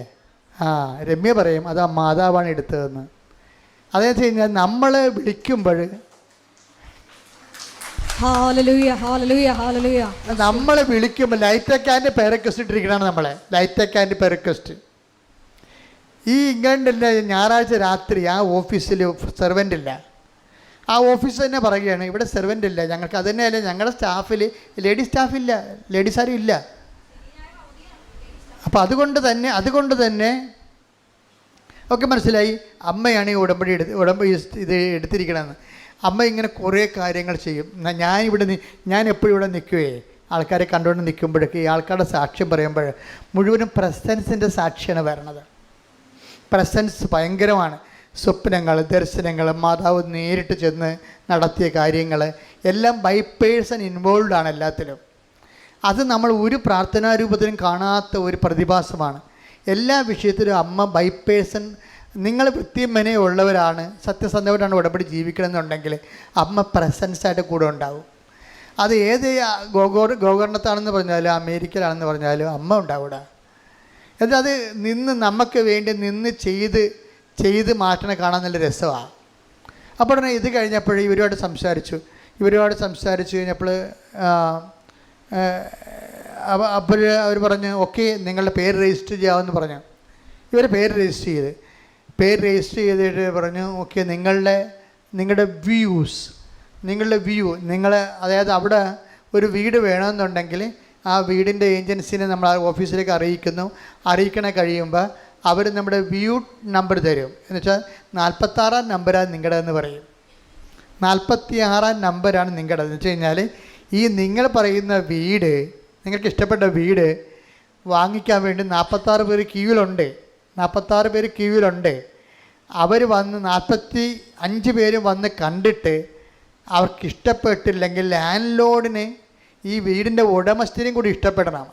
നിങ്ങൾക്ക് വീട് ഇഷ്ടപ്പെട്ടാൽ മാത്രം പോരാ, ഉടമസ്ഥന് കൂടി ഇഷ്ടപ്പെടണം നിങ്ങൾ. അങ്ങനെ ഇട്ടാൽ ആ നമ്പർ 46 അപ്പം കിട്ടാൻ സാധ്യതയില്ല. പിന്നെ അതൊരു ലീഗൽ പ്രൊസീജിയറാണെന്ന് അവർ പറയും. ലീഗൽ പ്രൊസീജിയർ എന്ന് പറയുമ്പോൾ രമ്യയ്ക്ക് കാര്യം മനസ്സിലാവും. എന്താണ് ലീഗൽ പ്രൊസീജിയർ വരുമ്പോൾ ഭർത്താവ് പണി മേടിക്കും. കാര്യം എന്താണ്? അയാൾക്ക് ജോലിയില്ല, ശമ്പളമില്ല, തള്ളിപ്പോയി സാധനം തള്ളിപ്പോയ പോലെയായി. അപ്പോൾ ഉടനെ രമ്യ നോക്കുമ്പോൾ മാതാവ് ഈ ലാൻഡ് ലോഡിൻ്റെ നമ്പർ കാണിച്ചു കൊടുക്കും, ഈ കമ്പനിയുടെ താഴെ. അങ്ങനെ ഒരിക്കലും സംഭവിക്കാത്തതാണ്. അതാണ് ശുഭമാക്കുക എന്ന് പറഞ്ഞതിൻ്റെ അർത്ഥം ഇതാണ്. എന്നുവെച്ചാൽ ശുഭമാക്കുക എന്ന് വെച്ച് കഴിഞ്ഞാൽ ദൈവം ഒരു പ്രോജക്റ്റിൽ ഇടപെട്ട് കഴിഞ്ഞാൽ അവിടെ മെരിറ്റിലില്ലാത്ത കാര്യങ്ങളൊക്കെ സംഭവിക്കും. ലാൻഡ് ലോഡിൻ്റെ നമ്പർ ഒരിക്കലും ഏജൻസി മറച്ചു വെക്കും. നമുക്ക് സ്ഥലം വേണമെന്നുണ്ടെങ്കിൽ സ്ഥലക്കാരോട് നമ്മൾ നേരിട്ട് സംസാരിക്കാമെന്ന് പറഞ്ഞ് ഏജൻസി പറയും അത് മനസ്സിരിക്കട്ടെന്ന് പറയും. എന്താ കാര്യം? അവർ സ്ഥലം കാണിച്ചു കൊടുത്ത് ആൾക്കാരെ കാണിച്ചു കൊടുത്ത് പരിചയപ്പെടുത്തി കഴിഞ്ഞാൽ പിന്നെ അവർ നേരിട്ടായി ഇവർ കമ്മീഷൻ പോകും ഇല്ലേ? അത് കാരണമാണ് അങ്ങനെ പ്രശ്നം. അതുകൊണ്ട് ലാൻഡ് ലോഡിൻ്റെ നമ്പർ ഒരിക്കലും ഇത് ഏജൻസി വെക്കത്തില്ല. പക്ഷേ ഇപ്പോൾ എന്താണ്, രമ്യ നോക്കുമ്പോൾ താഴെ ഇതിൻ്റെ ഉടമസ്ഥൻ്റെ പേര് നമ്പർ കിടക്കണത്. അതിനാണ് ശുഭമാക്കുക എന്ന് പറയണത്. ദൈവം ഒരു ഇടപെട്ട് വേണം. ന്യായമായിട്ട് നമുക്ക് കിട്ടാൻ സാധ്യതയില്ലാത്ത വിഷയങ്ങൾക്ക് ദൈവം അഡീഷണൽ ഗ്രേസ് തരും. അഡീഷണൽ ഗ്രേസിലാണ്. അത് നമുക്ക് നോട്ട് ബൈ മെറിറ്റാണ്, പക്ഷേ ഉടമ്പടി വർക്ക് ചെയ്യണത് ബഡ് ബൈ ഗ്രേസിലാണ്. ഈ ബഡ് ബൈ ഗ്രേസിൽ അതിൻ്റെ പ്രൊവിഷനുണ്ട്. എന്താണ്? ലാൻഡ് ലോഡ് നമ്പർ ഇവർക്ക് കൊടുക്കാനുള്ളത്. അപ്പോൾ ദൈവം നേരിട്ട് അത് റെൻറ്റിൽ ഇടപെടുമ്പോഴാണ് ഇങ്ങനെയുള്ള മിറക്കിൾ സംഭവിക്കുന്നത്. അപ്പോൾ ഉടനെ ലാൻഡ് ലോഡിനെ നേരിട്ട് വിളിക്കും, അതായത് വീട്ടുടമസ്ഥനെ നേരിട്ട് വിളിക്കും. ഇപ്പം ഞാൻ ലാൻഡ് ലോഡിനൊക്കെ പറഞ്ഞപ്പോൾ എന്താ ഞാൻ പറഞ്ഞത്, ചേച്ചീനെ കാണാൻ പോയെന്ന് പറഞ്ഞു, ചേച്ചിയെ കാണാൻ പോയെന്ന് പറഞ്ഞാൽ അപ്പോൾ ചേച്ചി എന്ന് പറഞ്ഞു, അച്ഛൻ്റെ വാക്കിൽ കുറേ ഇംഗ്ലീഷൊക്കെ വരുന്നുണ്ട്, അത് ശരിയാകണില്ലെന്ന് പറഞ്ഞു. ഞാൻ പറഞ്ഞു അറിയാതെ തന്നെ, അതാണ് ഞാൻ നേരത്തെ പറഞ്ഞു, ഞാൻ മറന്നുപോയി എന്താ പറയണത്. ഞാൻ ലാൻഡ് ലോഡെന്ന് പറഞ്ഞപ്പോൾ ഞാൻ പറഞ്ഞു ഞാൻ ലാൻഡ് ലോഡെന്നൊക്കെ ഞാൻ ഇങ്ങനെ പറഞ്ഞാലും ഉടനെ അതിൻ്റെ മലയാളം പറയും. അപ്പോൾ അതൊന്ന് പറഞ്ഞു, ഇവിടെ ഒരു പ്രായമുള്ളവരല്ലേ ശ്രദ്ധിക്കത്തില്ലെന്ന് പറയും. അപ്പോൾ അതാണ് അവിടെ വെച്ച് സംഭവിച്ച കാര്യങ്ങൾ. അപ്പോൾ ഇത് വീണ്ടും ഇപ്പോൾ ഇംഗ്ലീഷ് വന്നിട്ടുണ്ട്. എന്താണ്? ലാൻഡ് ലോഡ് പോരെ. ആർക്കും മനസ്സിലാകാനാണ്, എല്ലാവർക്കും മനസ്സിലാകത്തില്ല, ക്ഷമിക്കണം. അപ്പോൾ അതിൻ്റെ വീട്ടുടമസ്ഥനെ സംബന്ധിച്ചിടത്തോളം ഈ വീട്ടുടമസ്ഥനെ നേരിട്ട് വിളിച്ചപ്പോൾ രമ്യയ്ക്ക് ഒരു ബുദ്ധി തോന്നി. പറഞ്ഞു, സാറേ ഞാനും ഭർത്താവുമുണ്ട്, ഭർത്താവിന് ജോലിയില്ല, ഞങ്ങൾക്ക് ഹോസ്റ്റലിൽ നിന്ന് ഇപ്പം ഇറങ്ങണം, ഞങ്ങൾ പെരുവഴിയിലാണ്, ആര് തരുന്നതിനേക്കാൾ 50 പൗണ്ട് ഞാൻ തരാം. 50 പൗണ്ട് വരെ ലീഗലായിട്ടൊക്കെ പോയി കഴിഞ്ഞാൽ ഞങ്ങൾക്ക് കിട്ടത്തില്ല. അപ്പം ഞങ്ങൾക്ക് പക്ഷേ കിട്ടിയില്ലെങ്കിൽ ഞങ്ങൾ പെരുവഴിയിലാകും. ഇവൾ ഉള്ളതുപോലെ തുറന്ന് പറഞ്ഞു. എന്താണ്? മാതാവ് കൂടെ നിൽക്കുന്നു എന്നുള്ള ഉറപ്പാണ്. ഇത് മെറിറ്റിലല്ല വർക്ക് ചെയ്യണത്, ഗ്രേസിലാണ് വർക്ക് ചെയ്യണമെന്നുള്ളത് സത്യസന്ധമായിട്ട് കാര്യം പറഞ്ഞു. ഉടനെ ഈ വീട്ടുടമസ്ഥൻ പറഞ്ഞേ അത് കുഴപ്പമില്ല, നിങ്ങൾ ക്യാഷായിട്ട് പേയ്മെൻറ്റ് ചെയ്ത് വെച്ചാൽ മതി, ഇനിയിപ്പം ഞാൻ വേറെ ആരെയും കാണിക്കണില്ല വീട്, നിങ്ങൾക്ക് തന്നെ വീട് തന്നേക്കാമെന്ന് പറഞ്ഞു. അപ്പം തന്നെ രൊക്കം കാശും എടുത്ത് വീടെഴുതി കൊടുത്തപ്പോൾ വീട്ടിൽ ചെന്നപ്പോഴാണ് രസം. കാരണം വീടെന്ന് പറയുമ്പോൾ സാധാരണ വീട് കിട്ടിയാൽ ആ വീട് മാത്രമേ കിട്ടുള്ളൂ നമുക്ക്. പൈപ്പ് കണക്ഷനും കറണ്ട് കണക്ഷനും ഹീറ്റിങ്ങും അങ്ങനെ ഉള്ള സംഭവങ്ങളെല്ലാം കൂടെ കിട്ടണത്. ബാക്കി വീട്ടുടമസ്ഥ മേശ, കസേര, കിച്ചൻ്റെ കാര്യങ്ങൾ, അതുപോലെയുള്ള ഗ്യാസ്, അതുപോലെ എന്താണ് ഉപയോഗിക്കണം, അങ്ങനെയെല്ലാം നമ്മൾ കിച്ചണിൽ ഉപയോഗിക്കേണ്ട പാത്രങ്ങൾ, കിച്ചണിൽ ഉപയോഗിക്കുന്ന പാൻ, അങ്ങനെയുള്ള എല്ലാ കാര്യങ്ങളും നമ്മൾ വില കൊടുത്ത് വാങ്ങണം. അങ്ങനെയാണ് സാധാരണ ചെയ്യണത്. പക്ഷേ രമ്യ മാതാവ് കൊടുത്ത് വീട്ടിൽ ചെന്നപ്പോൾ എന്താ പറ്റുമെന്ന് വെച്ച് കഴിഞ്ഞാൽ ഒരു സാധനം പോലും വില കൊടുത്ത് മേടിക്കണ്ട. എല്ലാ മുറിയിലും ആവശ്യത്തിന് കട്ടിൽ, ആവശ്യത്തിന് കസേര, ആവശ്യത്തിന് ചട്ടി, പാത്രം, എല്ലാം ഒരു വീടിന് എന്തെല്ലാം വേണം അതെല്ലാമാണ്. അതാണ് ശുഭമാക്കുക എന്ന് പറഞ്ഞാൽ. ദൈവം ഈ വിഷയത്തിൽ എപ്പോഴും നമ്മൾ ശ്രദ്ധിക്കണം. ശുഭമാക്കുക എന്ന് പറഞ്ഞാൽ അവൻ്റെ യാത്രയെ അവിടുന്ന് ശുഭമാക്കി എന്ന് വെച്ചാൽ ദൈവം സ്വയം ഏറ്റെടുക്കുകയും നമുക്ക് ആവശ്യമുള്ളതെല്ലാം. മത്തായിയുടെ സുവിശേഷം 7:11 എടുത്ത് സ്തുതിക്കട്ടെ. ഹല്ലേലൂയ, നന്ദി, ഹല്ലേലൂയ, ഹല്ലേലൂയ, ഹല്ലേലൂയ. യേശുവേ ആരാധന, ആരാധന, ആരാധന, ആരാധന. യേശുവേ നന്ദി, മഹത്വം, മഹത്വം, മഹത്വം. മത്തായി 7:11 മക്കൾക്ക് നല്ല വസ്തുക്കൾ കൊടുക്കണമെന്ന് ദുഷ്ടരായ നിങ്ങൾ അറിയുന്നുവെങ്കിൽ നിങ്ങളുടെ സ്വർഗസ്ഥനായ പിതാവ് തന്നോട് ചോദിക്കുന്നവർക്ക് എത്രയോ കൂടുതൽ നന്മകൾ നൽകും. അപ്പൊ നിങ്ങൾ ഉടമ്പടിയിൽ പിശുക്ക് കാണിക്കരുത്. നിങ്ങൾ ചവിട്ടി പിടിക്കണമുണ്ട് നിങ്ങൾക്ക് കുഴപ്പം വേണ്ടത്. എങ്ങനെ, അതായത് ഒരു പത്രം, ആ കാണിക്കുന്ന പത്രം എങ്ങനെ പെട്ടെന്ന് കൊടുത്തു തീർക്കാൻ പറ്റും എന്നായിരിക്കും നിങ്ങൾ ചിന്തിക്കണം. അപ്പോൾ നിങ്ങൾ ചവിട്ടി പിടിക്കുകയും ഇത് ശുഭമാക്കത്തില്ല.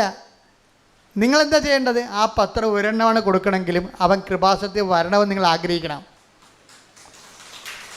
ഒരു പത്രമാണ് നിങ്ങൾ കൊടുക്കണത്, പക്ഷെ അത് ആ കൊടുക്കുന്ന ആൾ കൃപാസനത്തിൽ വരണമെന്ന് നിങ്ങൾ അവൻ വന്നാലും മതി, അത് അവൻ്റെ കാര്യം ഞാൻ കൂടെ ആളെ കൊടുത്ത് ഇങ്ങനെ വല്ല കാര്യമുണ്ട്. ഇത് ശുഭമാക്കണമല്ല. അവൻ വന്നാലും വന്നില്ല, എനിക്ക് പ്രശ്നമൊന്നും, ഞാൻ കൊടുക്കാൻ ആളെ കൊടുത്തൊന്ന്. ഇങ്ങനെ പോയാൽ ശുഭമാക്കത്തില്ല, അശുഭമാകാൻ സാധ്യതയുണ്ട്. നമ്മൾ അത് കൊടുക്കുമ്പോൾ തന്നെ ചിന്തിക്കണം, കർത്താവേ.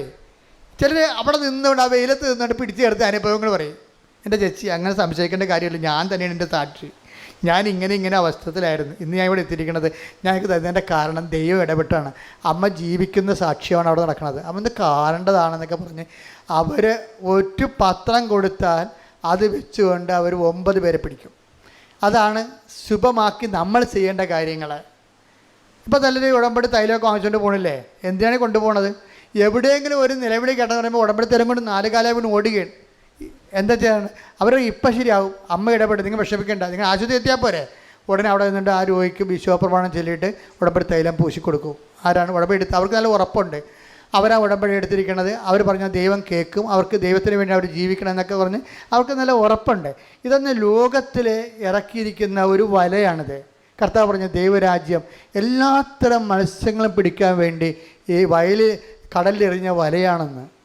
അതാണ്. സംശയം എന്താ കാര്യം? ദൈവത്തിന് എല്ലാ ആത്മാക്കളെയും വേണ്ടി നിങ്ങളുടെ എല്ലാ സങ്കടകാലങ്ങളിലും നിങ്ങൾ ഏത് ജാതി ഏത് തരക്കാരനായാലും ഇനി മുതൽ നിങ്ങൾ ദൈവത്തിന് വേണ്ടി ജീവിക്കാൻ തീരുമാനിക്കാൻ വേണ്ടി നിങ്ങൾക്കൊരു അവസരം ദൈവം തന്നുകൊണ്ട് നിങ്ങളുടെ കണ്ണുനീരൊപ്പാൻ വേണ്ടി ദൈവത്തിൻ്റെ സംവിധാനം ഉടമ്പടിക്കാൻ. രോഗസൗഖ്യ പ്രാർത്ഥനയുടെ സമയമാണ്. അച്ഛൻ പ്രാർത്ഥിക്കുന്ന സമയത്ത് നിങ്ങൾ കൈകൾ രോഗമുള്ളിടത്തേക്ക് കൈകൾ മാറി മാറി വെച്ചുകൊണ്ടിരിക്കണം. രോഗാതുരമായ സ്ഥലങ്ങളുടെ കൈകൾ മാറ്റി കർത്താവിൻ്റെ നാമത്തിൽ വെക്കണം.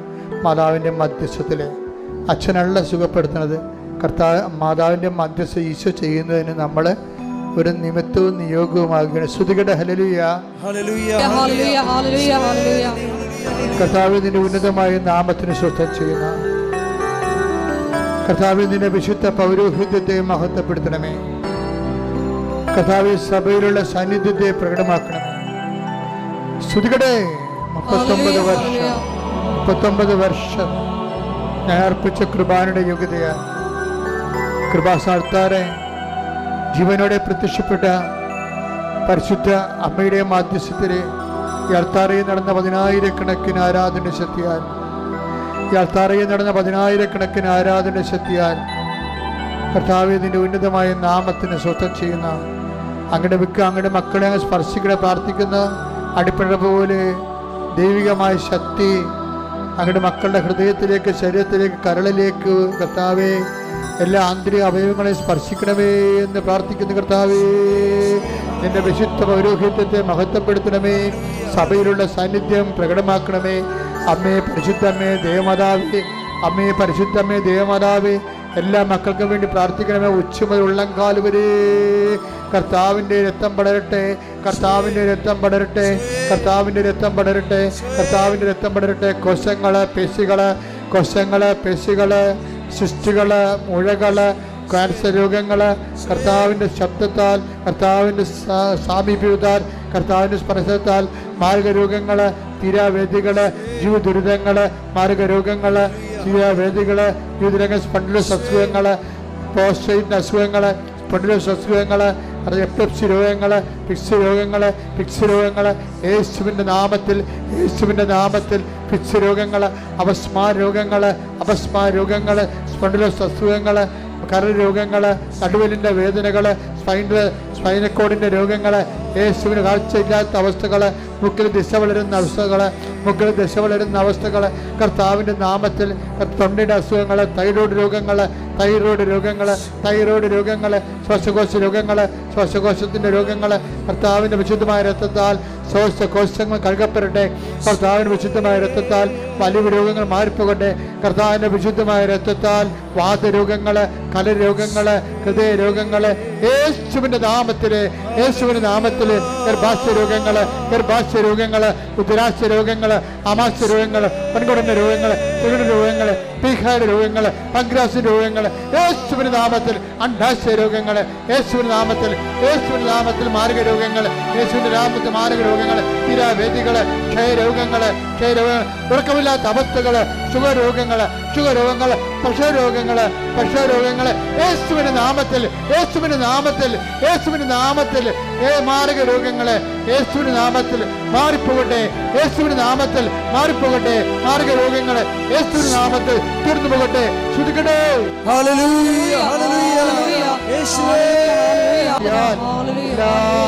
അസ്വസ്ഥങ്ങളും എല്ലാ ജീവിത തടസ്സങ്ങളും യേശുവിന്റെ നാമത്തിൽ മാറിപ്പോകട്ടെ.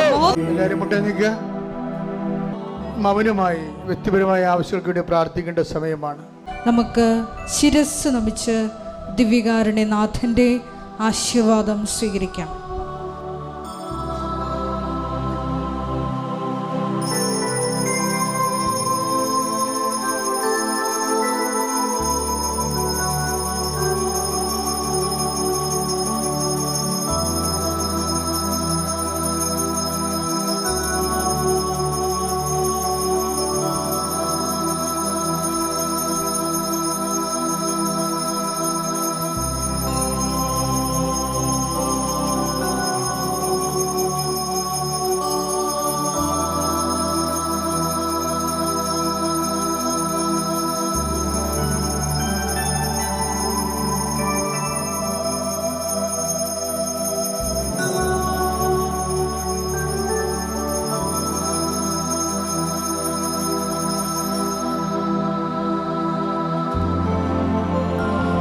പരിശുദ്ധ പരമ ദിവ്യകാരുണ്യമേ